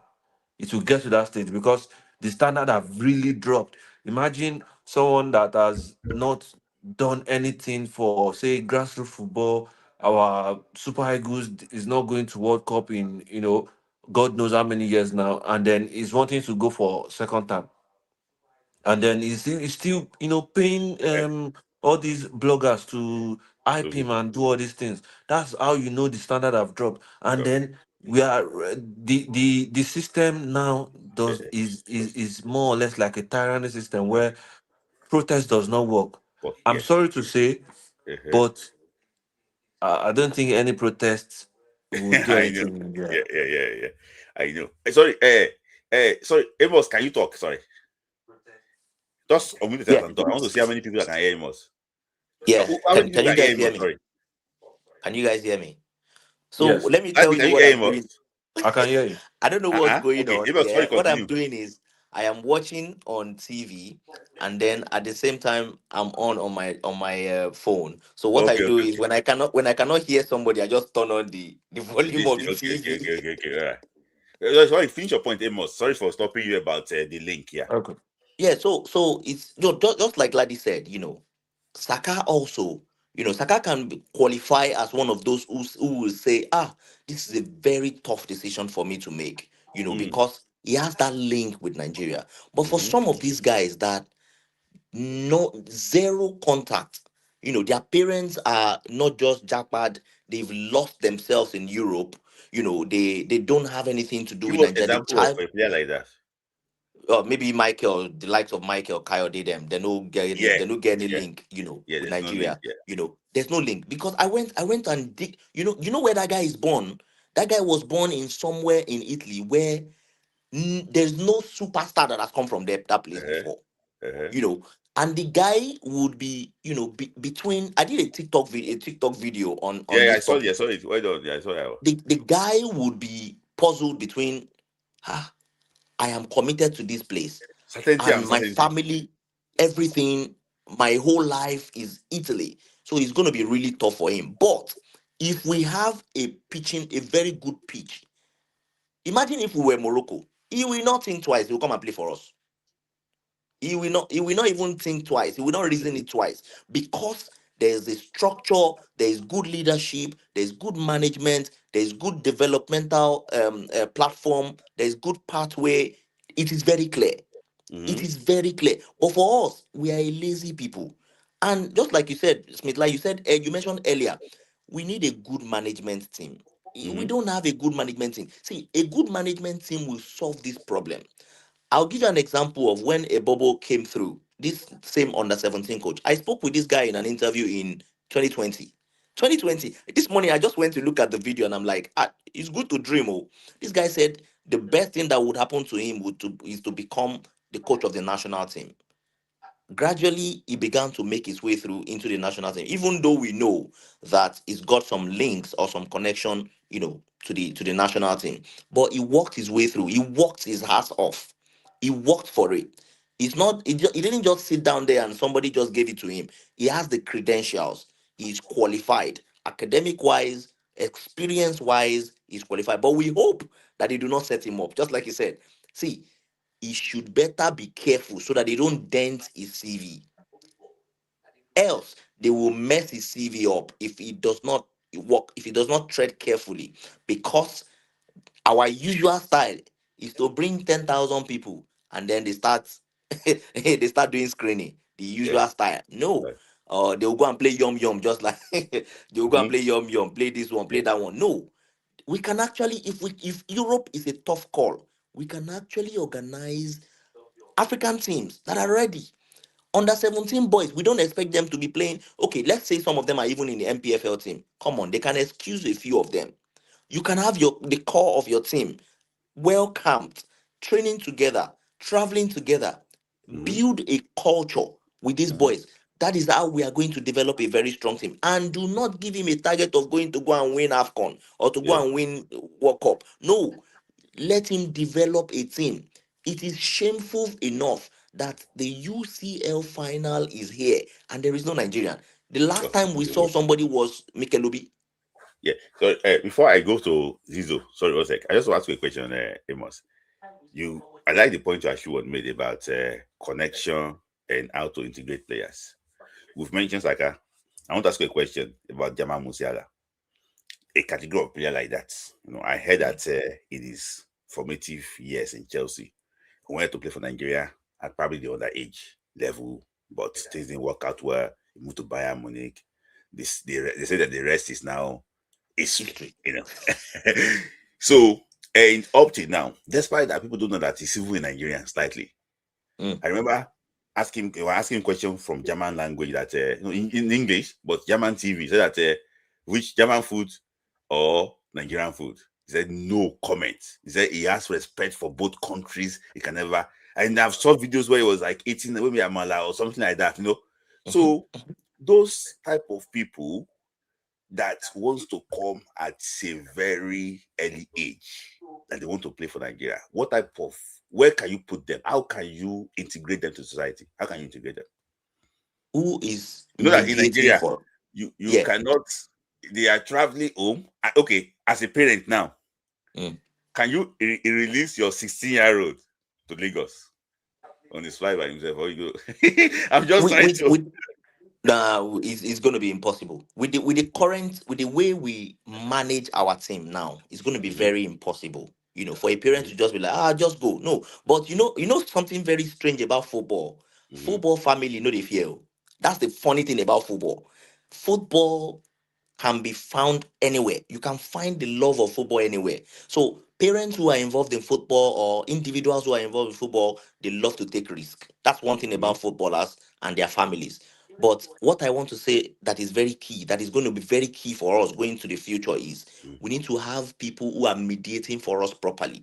Not somebody who is just, see, it's beyond, the family has spoken to the father, has spoken. No, it's beyond that. Or maybe the president traveling himself going about. No. We need to actually put structure to things. We just do things anyhow. That's the problem.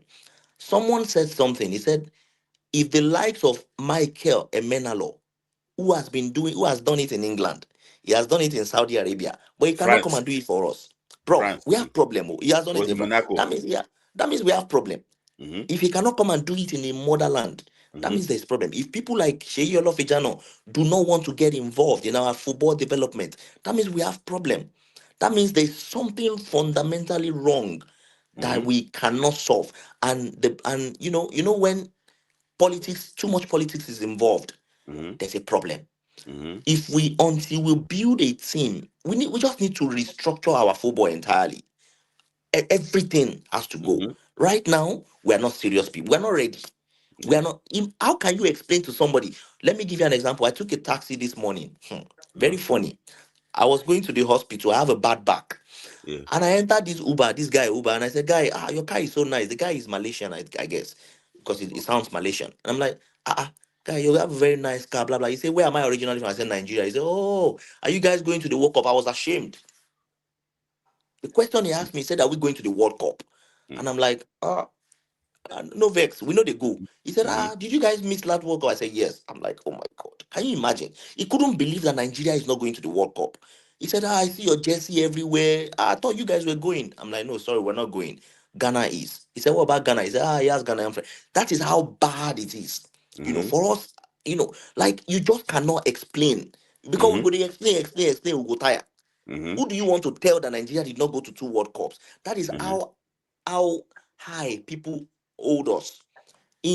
I'll give another example. In 2019, I was in Morocco and I took a taxi again. This guy started mentioning names of our players, Kanu, Okocha, blah, blah, blah. I'm like, wait, that is how popular we are. And for you to now realize that we have failed to manage our talents properly. I was watching IoT's video this morning and this afternoon, and I'm like, oh my God. I had to message IoT. I'm like, this is a very good topic that needs to trend. Because we have failed. And that's the truth.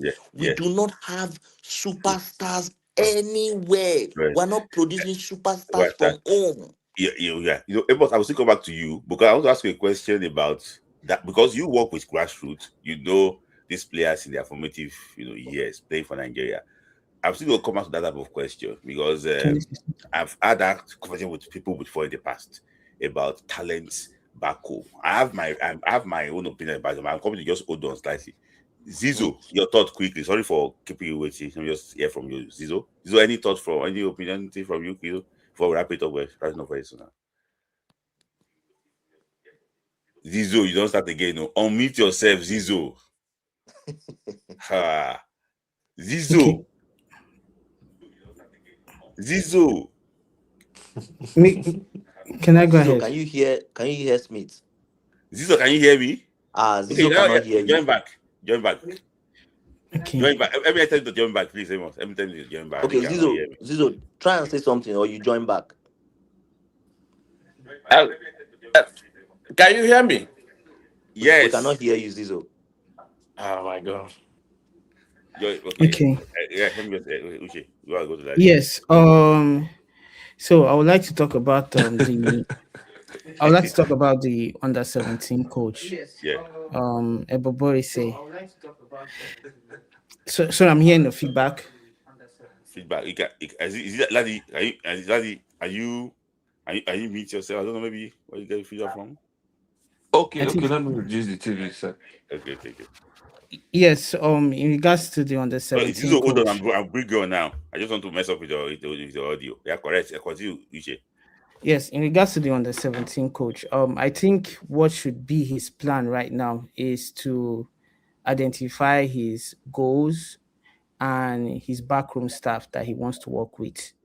So, is he going to be working with those like Olumide?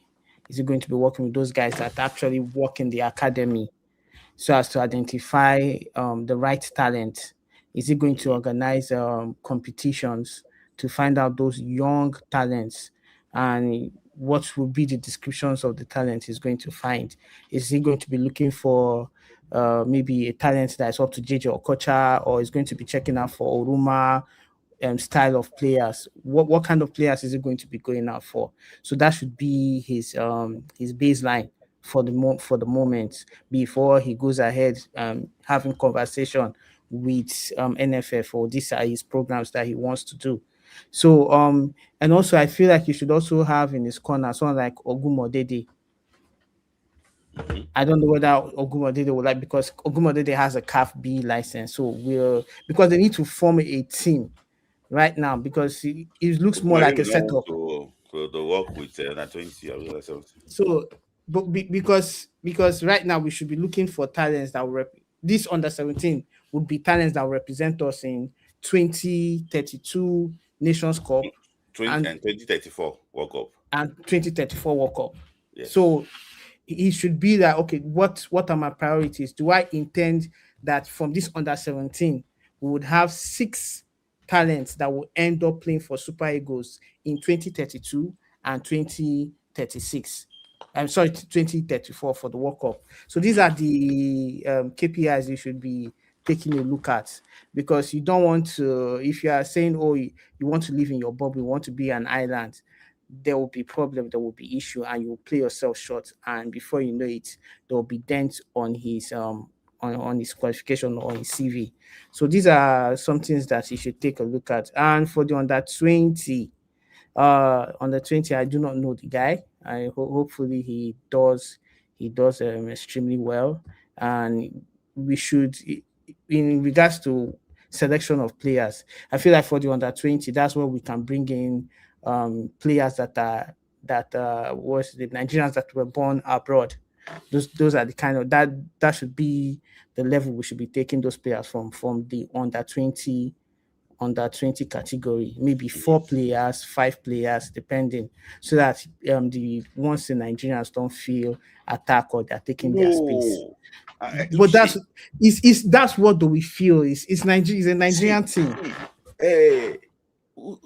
For me, I always think that there should be a level playing field. There should be, but you know the system. If it's not okay. For example, now I'm sorry to say this, Yeah. One of the biggest entrepreneur in Nigeria said that he cannot even hire a staff in Nigeria again. Because he cannot hire a staff in Nigeria again. Everybody don't jackpot. He cannot even, it's hard to hire a staff in Nigeria to come and work for you. You guys know the entrepreneur that normally carry tipper, trailer everywhere. I'm sorry, you guys know the entrepreneur. I'm just saying that why can't he say, okay, you know what? I want to do quota system, those Nigeria should. You want to destroy the company, Abby? No. So if we should have levels, we should have standard that, okay, you know what? For you to play for national team, you must be this good. Yeah. If you are not good, statistics be they package the former Flying Eagles captain Daniel Bamayi was package. Look at what he's doing now in Slovenia. Cause sleeping when defending. Look at what he's doing in Slovenia. Sleeping. See, I was also a victim of these things too. During the sports festival in Nigeria, And there was a player called Akinyele, Ahmed Akinyele. I think he played for the team Ogun State. He did so well in the sports festival, and people clamored for his inclusion in the 20 team. See, Uche, there's levels to everything. Yeah, I The remember boy that could guy. not keep offside. Yes, I remember that guy. They have to remove the boy after halftime in the World Cup. Come make it, they come. Yeah. But he was bossing in the sports festival. So we should have standard. You said something about we should have required standard level. You must be at a certain level. See, I watched Beyond Limit versus Abeokuta Stormers. See, there's nobody there. No talent. Nobody, my brother. I know this myself. So all these guys that they post online Forget on those their things. See, look at it. The boy I have here, Barobo Aridi, good player in his own right. But the issue is this. I just realized the boy is lacking so many things in development. Smith, God bless you for that angle where you went to. You just took it out of my mouth. I was going to go straight to the likes of Barobo and his mates that left Nigeria. See, all of those boys that left Nigeria, where are they playing now? Where are they They are playing? somewhere learning. Yes. They are somewhere learning. It is because we do not have enough breeding ground for them in Nigeria. We don't have a good system where they will see. Ask yourself, why is it that all our young players are going towards those end? They will go towards those end because their level no fee play for me Europe. You know, Europe. The level, the talent is last. See, one boy called Victor Iboro, good defender in the local league. The boy was, in fact, I even know he played for Beyond Limit. Good defender in the local in the Nigerian academy system. The boy is somewhere in Estonia also now. Languishing there, very good player. He was bossing TCC League. You know, this is league they play in Lagos. He was bossing the. You just hey, where is he now? Where is he now? So I'm just saying that. Sorry, Uche, I'm not saying that. That's why I said that we don't have a player like this again. No, we don't. No, we don't. We don't have a player like that again. Those guys we have now, they don't play football. I wanted to give this picture you showed now.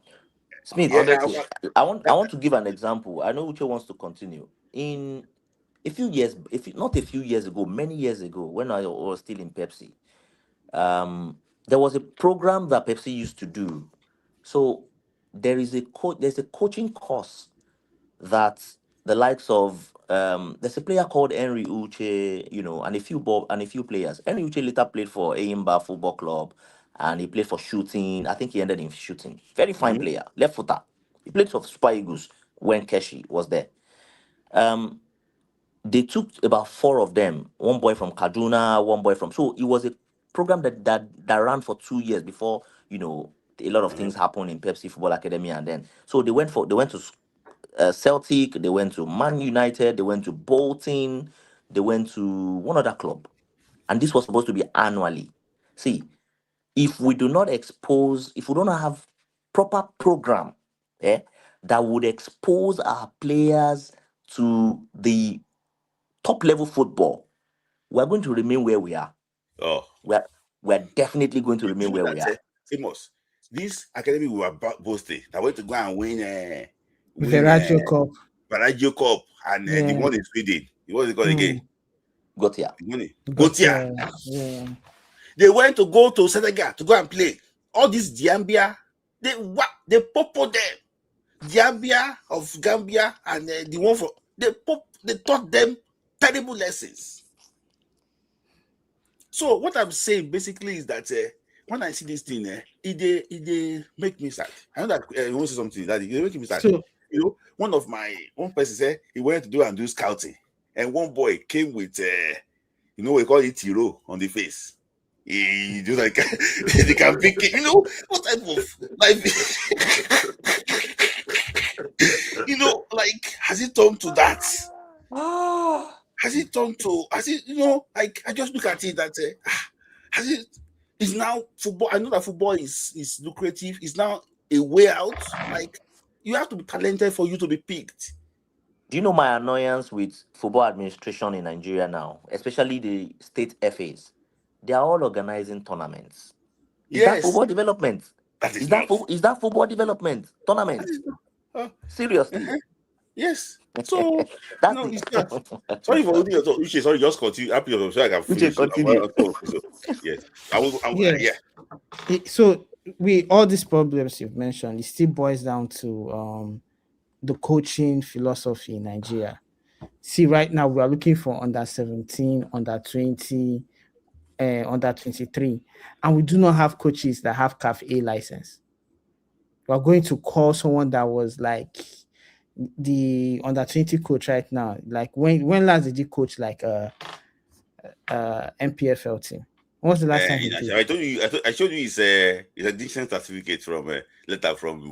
He said that they threatened him on social media, so he has to resign from. Yes. Wow. Yeah, they are bullying him on social media, so he resigned from from wicked tourists.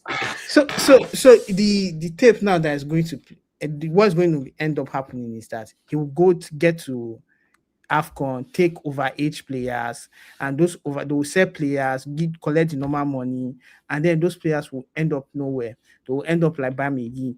That's what's going to happen. Yeah. But if you have coaches, like I don't know why we've missed out in educating these coaches so that we can have similar coaches to Siasia, similar coaches to Coach Modi back in the days. Let's have those type of coaches that at least have CAF A licenses. Like the league should have at least 7 teams that have CAF A licenses. If you do not have CAF A licenses, you should not be able to coach in NPFL. That should be the standard. That means that nobody will coach. Yeah, it's better. Then let's get those teams that can actually pay for those kind of coaches. Ilejuku will not be in touchline for Rangers in Champions League because he doesn't have certificate. Wow. Yes. You'll not be in touchline now. Enugu pitch will not be approved by CAF. Wow. So they will play in Uyo. No coach will be there. They will kick them out again. The story continues on a different day. But Uyo, let me just hear from that quickly so I can just wrap it up. The story continues. Adi, can anybody? Yeah. I can hear you. Okay, You want to chip in some few things. Yeah. Let me start from, how organogram looks like. Mm-hmm. So when the one on the top most is bad, obviously the one below will be very, very poor. Mm-hmm. We can't have what we have at the moment, and we expect anything good to come out of Ministry of Sport or Ministry of this, Ministry of that. Now we are talking about sport. See, it's going to continue to degenerate the way I'm looking at it. Say, for instance, now, this coaching thing now, they can easily upskill Siasia, upskill Siasia and maybe 2, 3 other guys, and you just fit him there. Siasia has, fairly good experience to take under 20, under 23 to, to do something good for us. See, they are just messing around with this grassroots. To me, I don't know. I don't want to spark any debate here. To me, Mikel is better and more useful to a team, any team is playing, than Eze would do. This Eze, we all want him to play for Nigeria. Mikel is better than him. To me, I know. Some people, maybe some Arsenal fans there would say otherwise, but if Mikel can come out of Nigeria and be that successful, that means there's still a lot to people we can get in Nigeria. If Mikel can come out of Nigeria and be that successful. I think Amos is That's he wanted to listen to what I was saying. Okay. But yeah, it's very poor because at the moment now, we are just going to keep saying this every day and every. These guys, they are already preparing maybe 2,000 they will give to 100 people that will counter protest this protest we wants to do. Yeah. So it's not the protest is like every other day in Nigeria. It's nothing. It's not going to be useful. Anybody that is going there to protest, they are just going there to go and spread themselves inside sun. I'm sorry to say, but at this point that we are in, only if we want to deceive ourselves, there's nothing that is going to happen. They don't even care. Even if 100,000 people fall in there, they don't care. The only thing, well, let me not mention that in this kind of podcast. They don't care about all these protests. We want to go and protest there. Nothing. At this point, it's just, let's just hope. It's hope we all have. Or everything we are saying here is never going to happen. Let's be honest with each other. It's never going to happen. We are not going to all these. Uche has said something nice and good. Amos has said some good plans, but it's never going to happen. I used to listen to your podcast every Friday. I might not just join. Sometimes I love listening to it till I fall asleep. I used to fall asleep when Humble Henry and this guy used to fight. So that's where I used to. But you know, I don't miss this program. But you and I, it's just that sometimes I don't have stress to come up. But see, all these things we used to say here, it can never happen again. Nigerian football is gone and gone forever. People that are supposed to speak, they are friend of money, enemy of progress. Maybe all these 94 sets, they would see the right thing, they know the right thing actually. Imagine some journalists earlier this afternoon that used to insult Cello. He was there trying to, say some sweet talk because he met Chell and Chell, addressed him well. He was saying some good things. I wanted to reply, just that my own, me, I don't like replying in people's posts. I wanted to insult him because the way he used to bash Chell on his Twitter account, and then he met him today. It was, I think you know what I'm talking about. Yeah. Yeah, I did for you. Yes, so everything is just upside down at the moment. So we can only just pray things get better. We'll never get quality players to come and play for Nigeria anyway. The only player we can get and snatch and hope it develops is players that are playing in championship, and hope they develop and then we can hold on to them. But right now, if you see any player in Prem or League One or German Bundesliga, we are open for them to come to Nigeria. Yeah.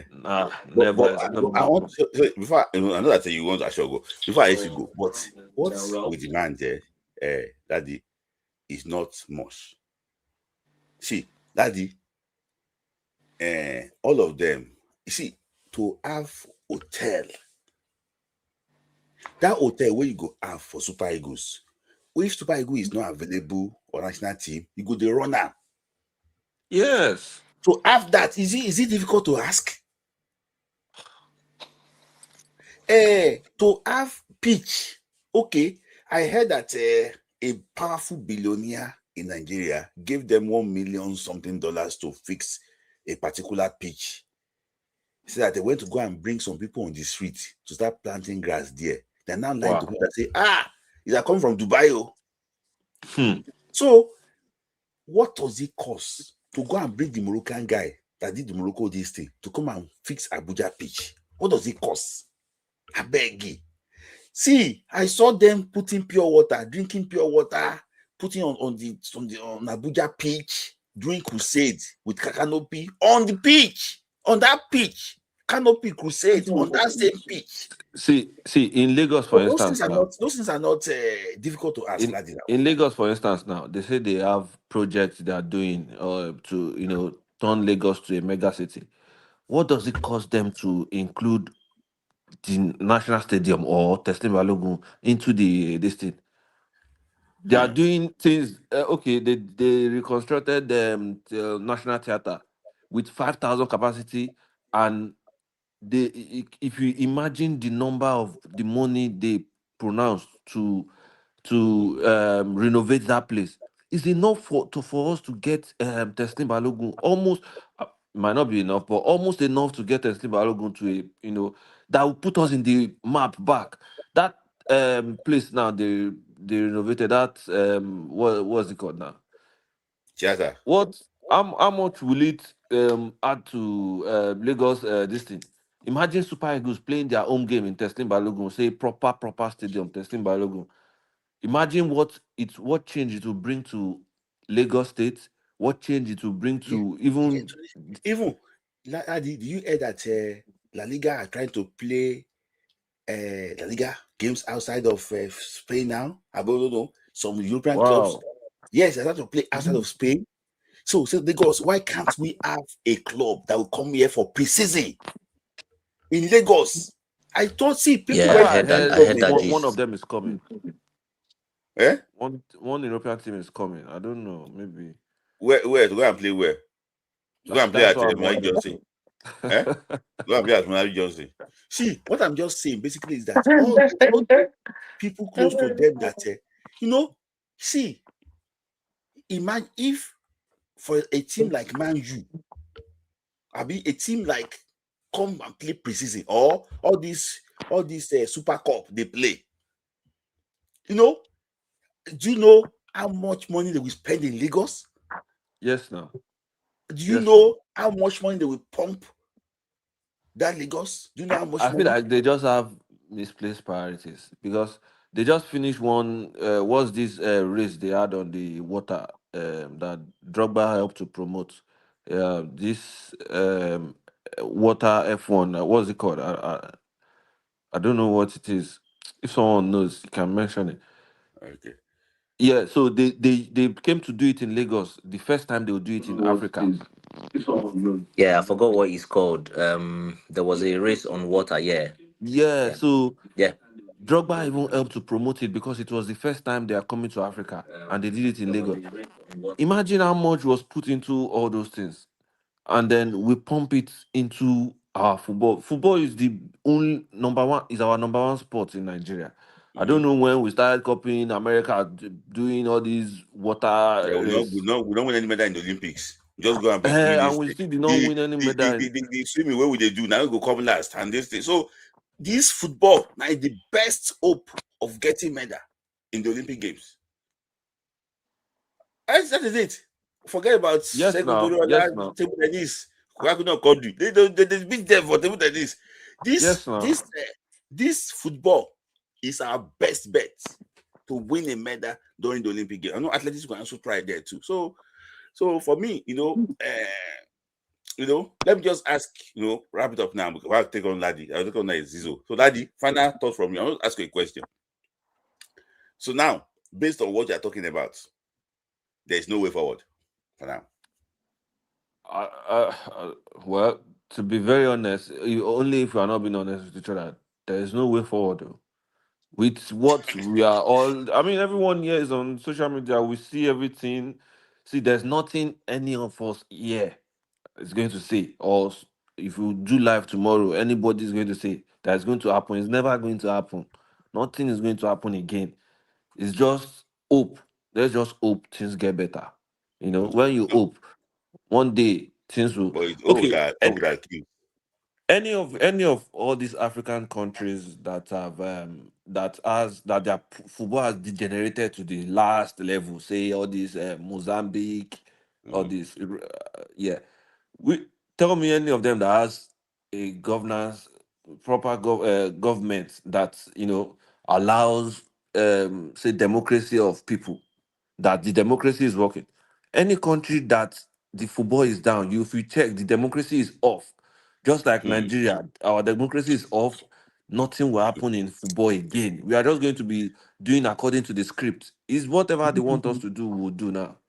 Like the I think way. so Laddie, second question is this. Do you think we can see another Mikel in 2-3 years time?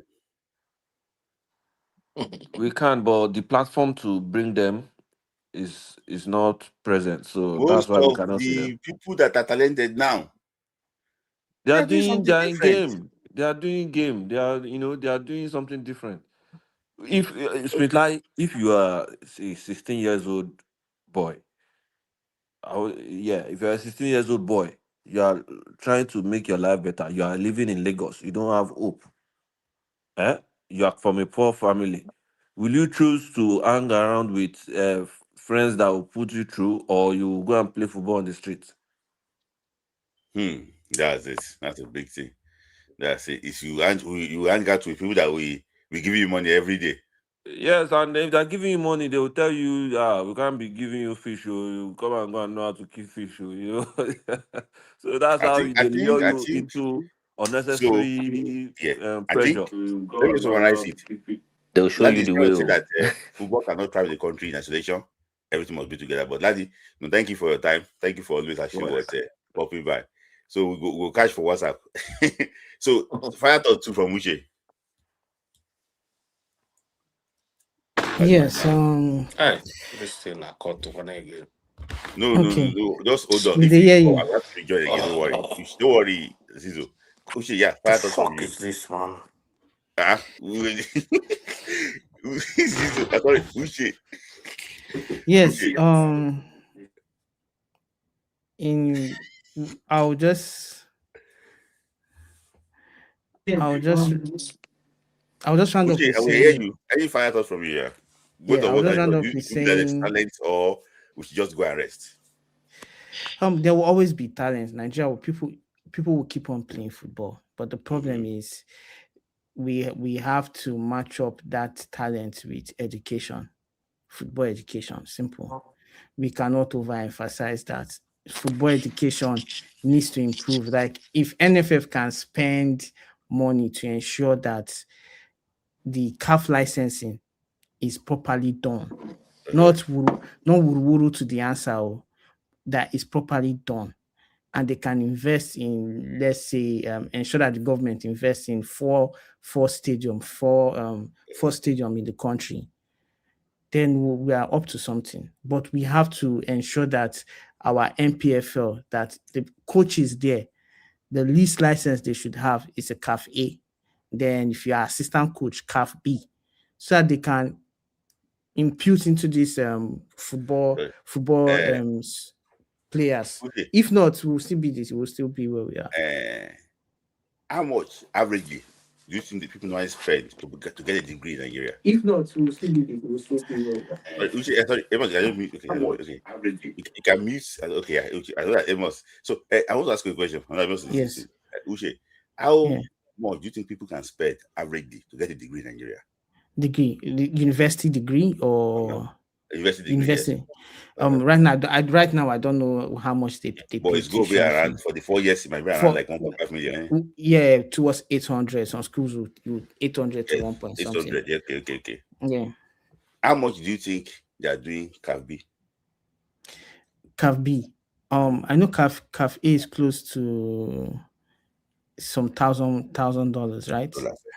How much is NPFL paying their coach? But this is where you subsidize. You just be as you say you want some lecturers back in the days. If they are good, they send them outside to go get their masters or PhD. Now the school go sponsor them.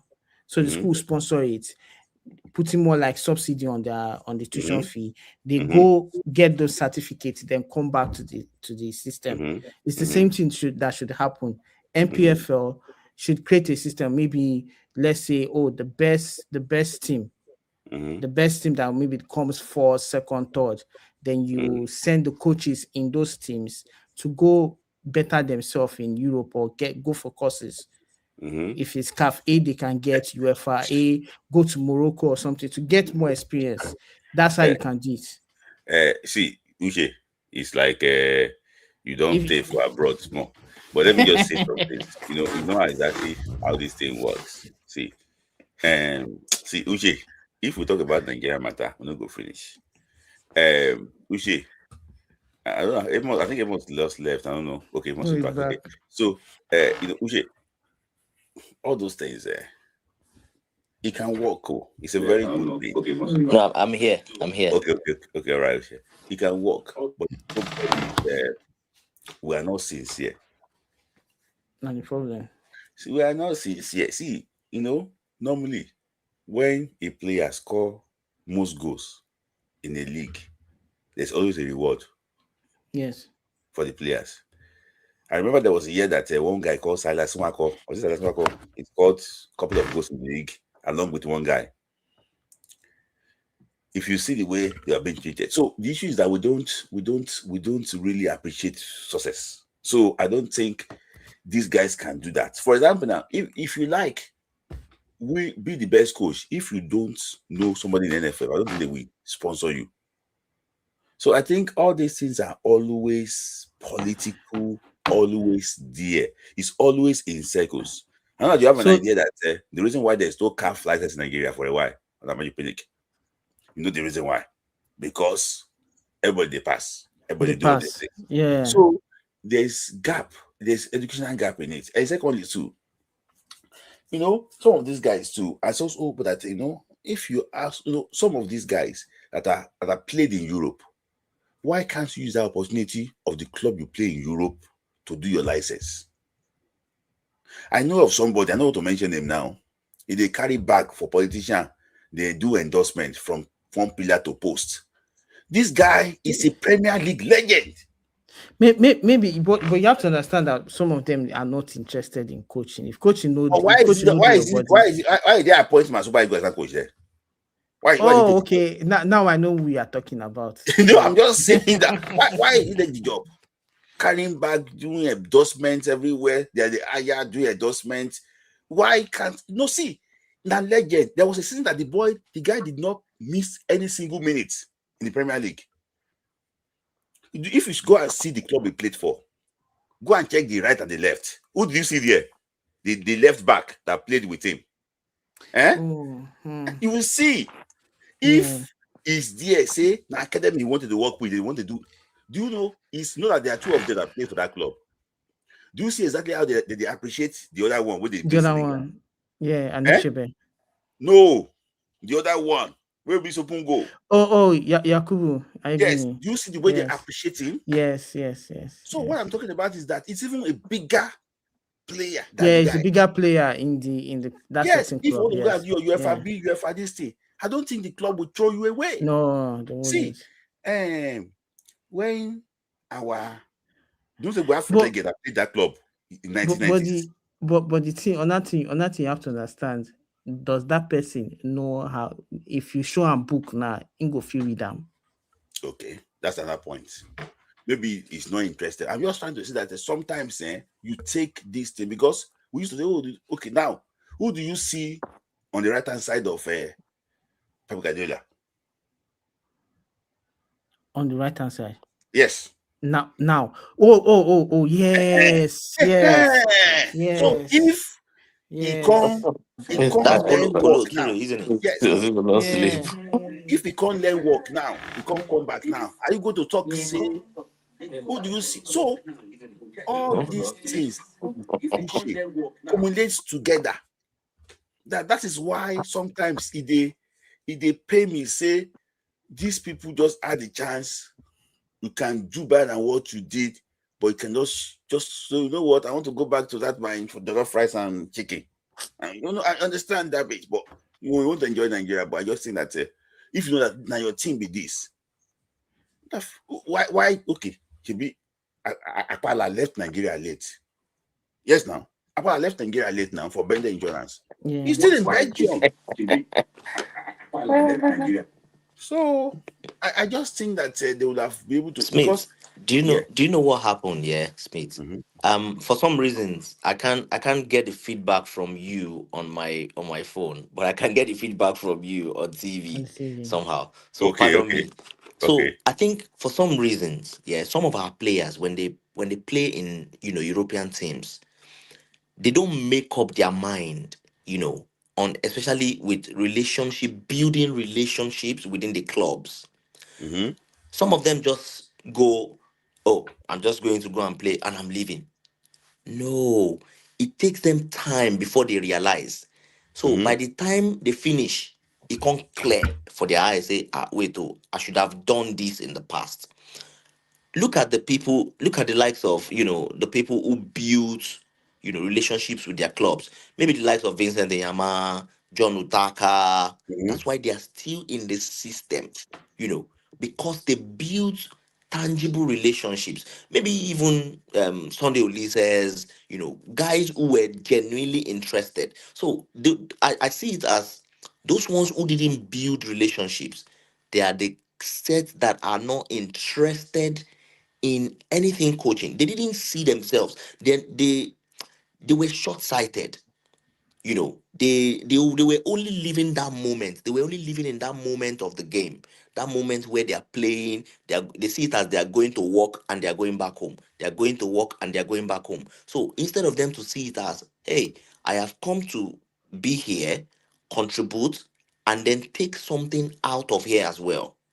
So many of them did not benefit, in terms of management, learning things. Look at maybe, okay, another close example, Shey Olofinjano, very easy. He worked with Wolves as well, loans and pathways manager. Easy, bro.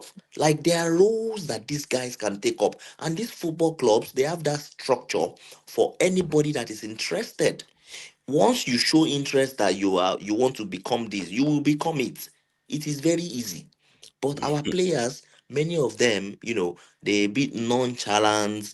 They just walk out, walk in, walk out. Oyibo, now the way you treat them, he go treat you. And that's Yes. the funny thing. That's how they are. They will give as much as you want to you. So if you show that you want more, they will give you more. Some of the things that I think, that might help us, would be to get really serious about our structure. Let us get serious. Let us do something that works for us. And what I am really going to recommend is something like what they do in like all this Saudi Arabia and all of the likes. Let's do something that work. We don't need to have 20 teams in the NPFL. Why are we having 20 teams in the NPFL? The reason why we're having 20 teams in the NPFL is because they see this, every state government wants to have a team. No, you necessarily do not have to have a team. It is not important. It is not necessary. If you cannot finance it, forget about it. That is when football will become a business for us. When we build something that works for us. Okay, this is how we will build our football, and this is how we will develop our football. We have to come together and make that decision. Look at what England has done. They have fashioned out something that works for them. But we, Nigeria, we are not on the same level in terms of development, but we want to copy their style. Bro, it's not going to work now. Yeah. All right. So, Uche and Amos, I have to allow you to go now. Thank you, Uche, thank you, Amos, for making your debut on the program. And it's been very fantastic. A lot of people really enjoy your contribution. Always nice to ask you or talk to you. Amos is I always like to hear from him. Well, you don't do your regular program again, but nice to hear from you, Amos and Uche. Bye. Yeah, thank you. Yeah. Yes, It's always good to be in conversation with you, Smith. Like, you all come right. with a lot of experience and insight as well. So it makes the conversation very interesting. All Yeah, right, guys, thank you. Thank you so much, thank you. guys. Yeah, thank you. Yeah. So now I'm back with my guy that never he's been here for I don't know when, but just take it anywhere before I'm taking it home now quickly. Yeah. Can you hear me? Yeah, I can hear you. Can you hear me? I can hear you. I can hear you. Zizo. Yeah, the thing is that I want to start with the guy they gave under 17. One thing with this under 17 thing is that if you can't source for fun, yeah, Hmm. Hmm. it's you're not going to go anywhere because NFF is like a court, secret court. You understand? Once they give you something, don't expect any money from them. As Hmm. long as you want to succeed, yeah. If you look for money from them, you're not going to succeed. You have to do everything on your own. Hmm. If not, And you are correct, it's though. better you resign from the job because they're not going to give you more. Anybody that is coaching underage football and expecting NFF to fund you to go and scout for players, go to Europe to scam for players is not going to work. Hmm. You understand? Go and listen to Siasia, how he succeeded in coaching underage football in Nigeria. If you ask for money from them, they will not give you. So if this guy want to succeed, he need to go and look for how he will fund himself, or look for sponsor that will be giving him whatever he asks. Because if he asks NFF, they will not give you. These people, they are not interested in age football, underage football. What they are interested in is where the money is coming from. Following Nigerian government up and down, going for courtesy visit. That is where they get money from. Singing on your mandate, where the cap. That is all they do in Nigeria. If you are waiting for them to fund you anything, it's because of Eric Shell is a super ego. If not, they will abandon the man as well. Look at what they are doing to female football. I told you this thing last time, that our underage football is gone. Is gone. Is what is surviving Nigeria now is our blood players. Once that place now close, there will be nothing more for Nigeria anymore. Nigeria will be done and dusted. Nobody will hear about Nigeria football anymore. It's all these abroad footballers that are saving Nigeria to qualify for any major tournament. Okay, what you will ask yourself, or anybody should ask themselves, all these people that are playing in a Sambisa Forest called Nigerian League, how many of them can go to championship or second division in Spain and survive in a first 11 team? How many? I'm not talking about La Liga. La Liga is too much for them. No, Or just second division. Even third division. I don't think so. Yeah, that's to show you that our league is gone. It's gone. You understand? Our league is gone. So anybody that is waiting for Nigerian league to survive, the only thing that will help Nigerian league, is government. If government cannot invest in Nigerian football, you see private owners, they can't do anything. Government is the main foundation of sports in any country. If government is not putting 70% of their resources in sports, infrastructure, nothing will work. Private cannot do it. Without is the all this English league you are seeing, La Liga, Italian league, Belgian league, Saudi Arabian league, all this league is because their government lay foundation. That's why you see private company and the private owners taking over, sponsoring them. That is what, but in our country, our government is not interested in sport. What they are interested is 4 years tenure, 24 years tenure, 50 years tenure. They want to remain in government. The one in Senate want to remain in Senate. The one in House of Assembly want to remain in House. Nobody nobody care about sports. Nobody care about the people they are ruling. They don't care. As long as the 4 years is finished, they are waiting for another 4 years again to continue. They are not interested. Even you go to their local government, they don't even have any single pitch where people that have talent are playing football. We are looking for talent. People say, "Oh, when will?" I heard when somebody said, "I don't know whether if it's you. When will we have somebody like Mikel?" Lots of Mikel is languishing in Nigeria, but nobody to pick them because they don't have money to give as bribe. Because nobody will tell me that out of 200 million Nigeria, that you will not see under 17 that can represent Nigeria in the world or Africa. It's not true.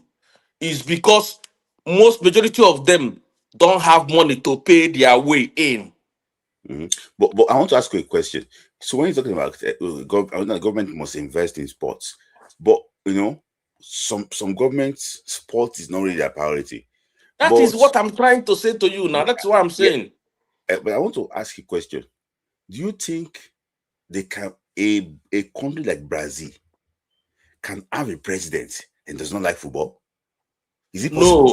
No. You see what happened here is because the previous president invest in Brazilian football. That's why you see it's hard.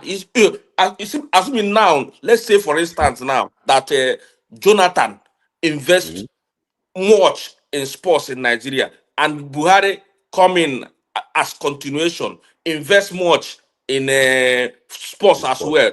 It will be hard for Tinubu not to invest in sports. That is the way. That is the way it goes. It will be hard for Tinubu not to invest in sport because all of them are seeing all this thing as nonsense because they believe that nothing will happen to their government. As long as they are in the power, they will continue to grab power the way they like. They don't care about the vote of people. Whether people will vote them because they invest in sports or because they invest in anything, they don't But care. but people will argue here that it gives money to these people. But do you think that is enough? No. It's not about giving money. Giving money is not investing. It's not the way to. If other country are giving money the way they are giving, they will be eating the money. You have to. You have to lead by example. That is to show that you are interested in sports. You can't be giving money to all these governors. They will be eating the money.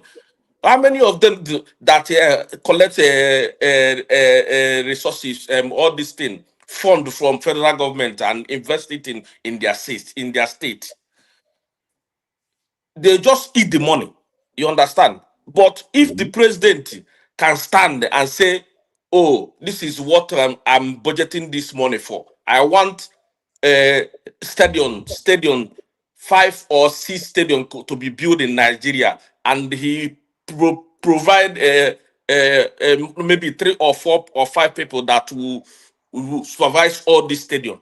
I'm telling you, there's no way Nigeria will not have stadium where people will be playing football and all these Yeah, things. but I can also argue too. The current president does not, when he was governor of, does not even have stadium in the in That is Lagos. it. So there's no If more. if He if didn't I invest if for so. okay, assuming now one of us now happen to be a president of Nigeria, do you think are you telling me that we are not going to supervise or make sure that we have facility in Nigeria? If I Mm-hmm, happen to be a president of Nigeria, that is it's mm-hmm, not going to happen because mm-hmm, I like sports. I know what sports can do in the life of people. mm-hmm, I will not be giving money to governor to build. No, I will mm-hmm. budget that money and make sure that those stadiums are built and built properly. Yeah, Zizo, even I don't know if you remember this time when there was unrest in the 90s in Nigeria. June 12th, people were protesting. But the moment Nigeria won the Olympic Games in Atlanta, everybody forgot their problem. Everybody forgot their problem. The See, country was sports happy. sports is the only thing that can unite Nigeria. Hmm. That's the only thing. If you go where they are watching football, maybe other now football that don't even concern Nigeria, Chelsea or Arsenal or this Champions League that are playing now. If you go there Mm-hmm. where they are watching it. Nobody Mm-hmm. remember Boko Haram and the bandit. Mm-hmm. Everybody just watching football. Nobody remember there's nothing like bandit or Mm-hmm. terrorists in Nigeria. For you to Mm-hmm. know that the power of sports is too much. Too much. Okay. Before since that's let me just say this part quickly. I want to ask you a question. Say real Guduma enter the one Ajayi if I'm bro. So if Ibrahim, I think there's movement in that area. Noah Adekoya, there's movement in that area. I don't know about others. It's one day too. Rio can play for Nigeria, but he needs to know that Nigeria is settled. See, let me tell you something. Future is everything. I want to be one of the best players in the world. Can Nigeria make me be one of the best players in the world? That I will come, there will be no bonus. It will be said that they will book economy. You have to upgrade your money to first class.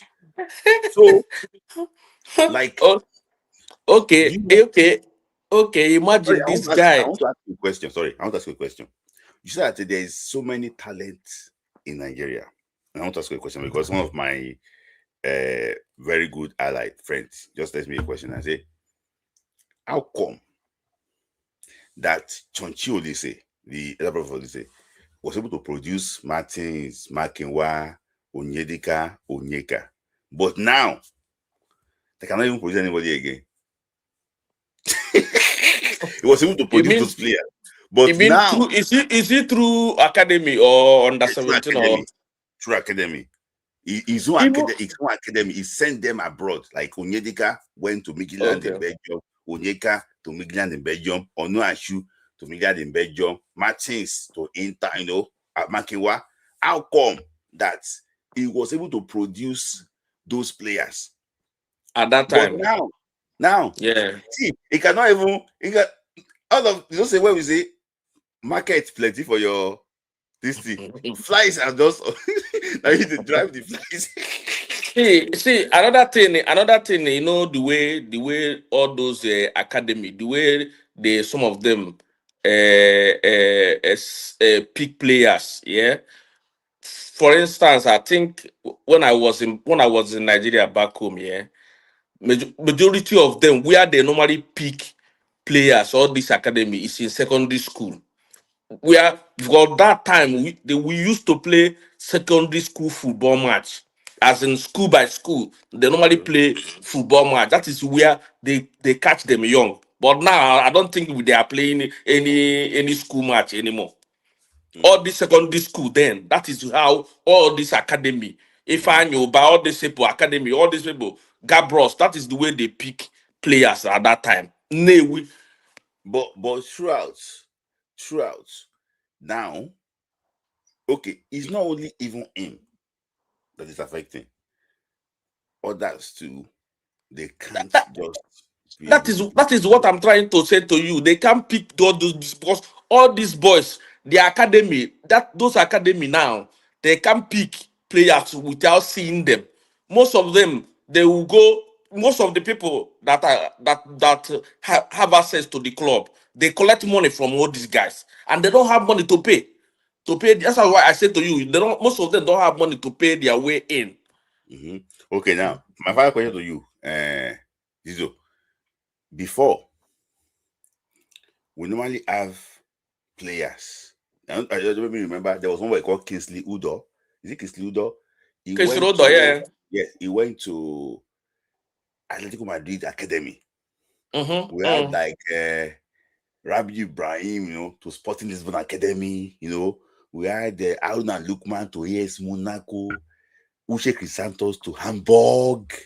We had Wakali Kelechi to Arsenal, Osime, Wolfsburg, Chukwueze, Villarreal, Kelechi Iheanacho, Man City, Wakali, Chitijebele, Man City. Nowadays, we don't get that move again. So when they did academy, they progress, from there they go on. Yes. We don't get that move again. Because our underage is gone. That is it. It's gone. That is what I'm trying to say to this newly appointed under 17 coach. If he doesn't have fund to go and search for all these talents, it's gonna be difficult for him because NFF will not give you. If I'm the one they gave this appointment, what I will do, that's something like talent is only based in Nigeria. No, I will assemble the one I will assemble in Nigeria. I will assemble the one I will assemble in Europe. That is the way I will combine two of them. I will combine. Nothing like pay money before you play. No, because NFF, they are the one that is doing all this thing. That is the way they are. Some of them, it's not all of them, but some of them, that is the way they bribe. They use bribe to chase all this talent out of under 17 and not out of under 20. They will not participate. When they see them playing in a Champions League, they will say, this one's supposed to come and play for us. It's supposed to come and play for us. How can they pray for you when you use bribe to chase them away? Even I was listening at looking at what's it called? The way the setup is there. When about 17, when they go to those academy in Europe and now come back from the 20, they are more mature. Matured, yeah, exactly. They are more, do you remember when Mikel left there? And Mikel came back to come and play on the 20. He became so good. That when he went to this guy, this thing, Norway now. Norway. Yeah.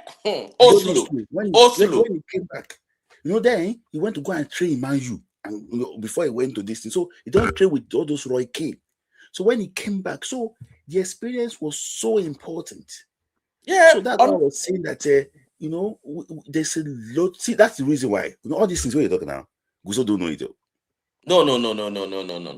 Football is gradual process. You have to all these boys. You are okay. Look at that guy that is playing for Arsenal. That on 7. Do you know that guy is still going for college? Yes. That's on that 7. He's going on IGCSE this year. His boy is going on IGCSE this year. Look at the way he was dragging people that are playing Premiership. Yeah, they are falling for the under 17 boy. Yes. So for me, I always think that how many players of Nigerian league can do that kind of thing on that Arsenal player is doing under 17? How many? How many?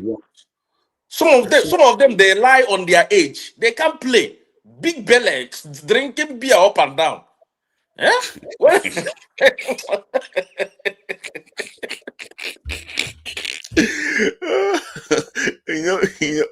This thing is funny, but it's true. They play Enugu Rangers or Enyimba. The next day they go to Diaspora and drink alcohol. Yeah, and one guy was saying that if they are doing the D-word, the D test, not what my test people in Europe now. If they do it for Nigerian Premier League, say they will catch everybody. Say they will catch so many people. Those people, I know some of one guy that was playing Nigerian League in 2006. He's in my street. He will go. The guy is playing for Enugu Rangers at that time. I don't want to mention his name because some people that are from my side know the guy. The guy is playing left-footed. He's very good. I'm telling you, this guy is very good. He will play Enugu Rangers in the weekend. Come back and be smoking ganja, smoking and drinking. When it's Wednesday or Thursday, he will go back to the camp. Is it somebody like this? When they take him to Europe, do you think he can perform? It is very, very bad. But thank you, Zizo. I really enjoyed this chat with you. You did not talk early, but this one, you can't join yourself more. Because you did a lot of people with your this thing. I know what is happening in Nigerian League. I'm telling you the truth. They win one match, they go to Biaparo and drink and come back again. That's why you see them going to all this Northern Africa and get wiped by 4 goals, 5 goals. Yeah. They can play. Thank you for your time. Thank you, brother. Thank you. Yeah, we'll talk. Yeah, thank you. So as Zizo, guys, thank you guys for being there. Another wonderful Friday night. I always look forward to Friday discussion with you guys. Today has been very, very interesting. We had a lot of people actually were joining the program today. Shout out to those that sent super chat to the program too. I appreciate all of you. So, and our subscribers too that just joined. Welcome. We're going to 20,000 guys. Let's do it. Oh, I think Omweri is probably busy today. My guy Omweri. I even miss him today. So say Omweri day here today. He probably have spent extra 30 minutes, but shout out to Omweri, whatever he is. That's my guy. See, we don't hate the government. We don't hate the government. We don't hate the country. We just want a better. Because all of us are here now. Imagine people are not sleeping listening to this chat because they want Nigerian football to be good. Imagine Nigeria already qualified for the World Cup. We should be coming here to discuss the best 11 that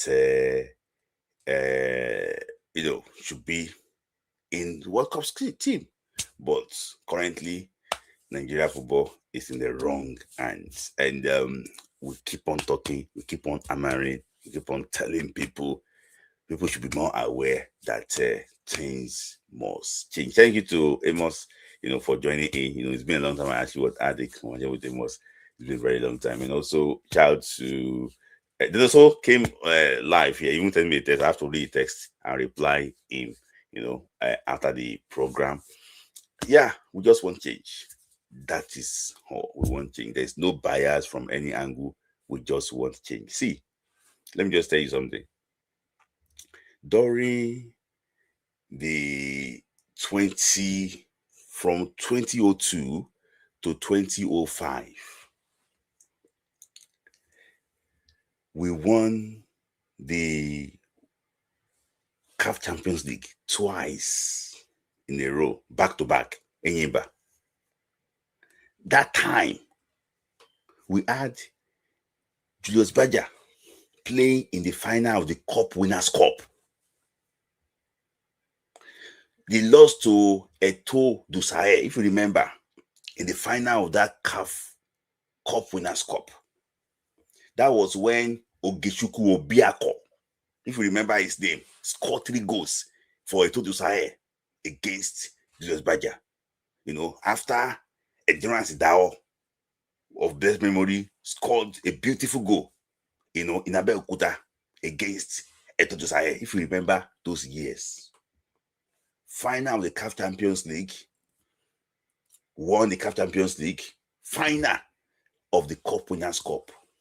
So, even in the league self alone, we can select players. We also add Rangers, players like Obiora Odita. I think it was the Enugu Rangers boys then.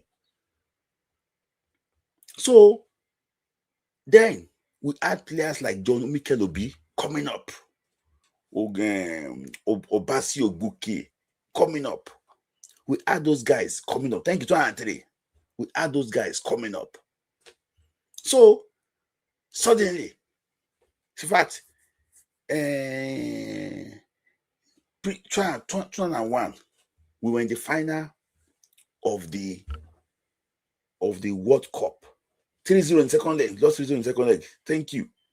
So things just change. We went to the final of the R20 in Holland. Majority of the players, we don't know where those guys. So I just said that things changed. So why can't we go back to those days? Why? Beautiful days. Apart from Rangers, Julius Baja, and Enyimba, we had Dolphin doing well of Port Harcourt. We had Dolphin doing well of Port Harcourt. I remember, my days, glory days. Me, I will miss Nigerian League. I remember watching the FA Cup final. Was it the FA Cup final between who else again? Was it Rangers and one club? Sharks. I was already, as if say that English FA Cup. My mind was there. Was it 2005 or so? They were playing Portsmouth and Man U. I didn't watch Portsmouth and Man U. I watched the Nigerian FA Cup. Just to tell you that things can still change. I don't want Nigeria to turn to I know that this player doesn't like sport actually, but we have to make sure that this football does not die in his hands. That Nigeria football must go forward. Thank you guys for taking time to join. I really actually would appreciate all of you. I will try and find time to talk to you during the week. Maybe probably the list will be out, so I can just discuss the list. So thank you. God bless you. God bless Nigeria, and God bless Africa. Thank you, guys. I'll see you in the next one. Thank you.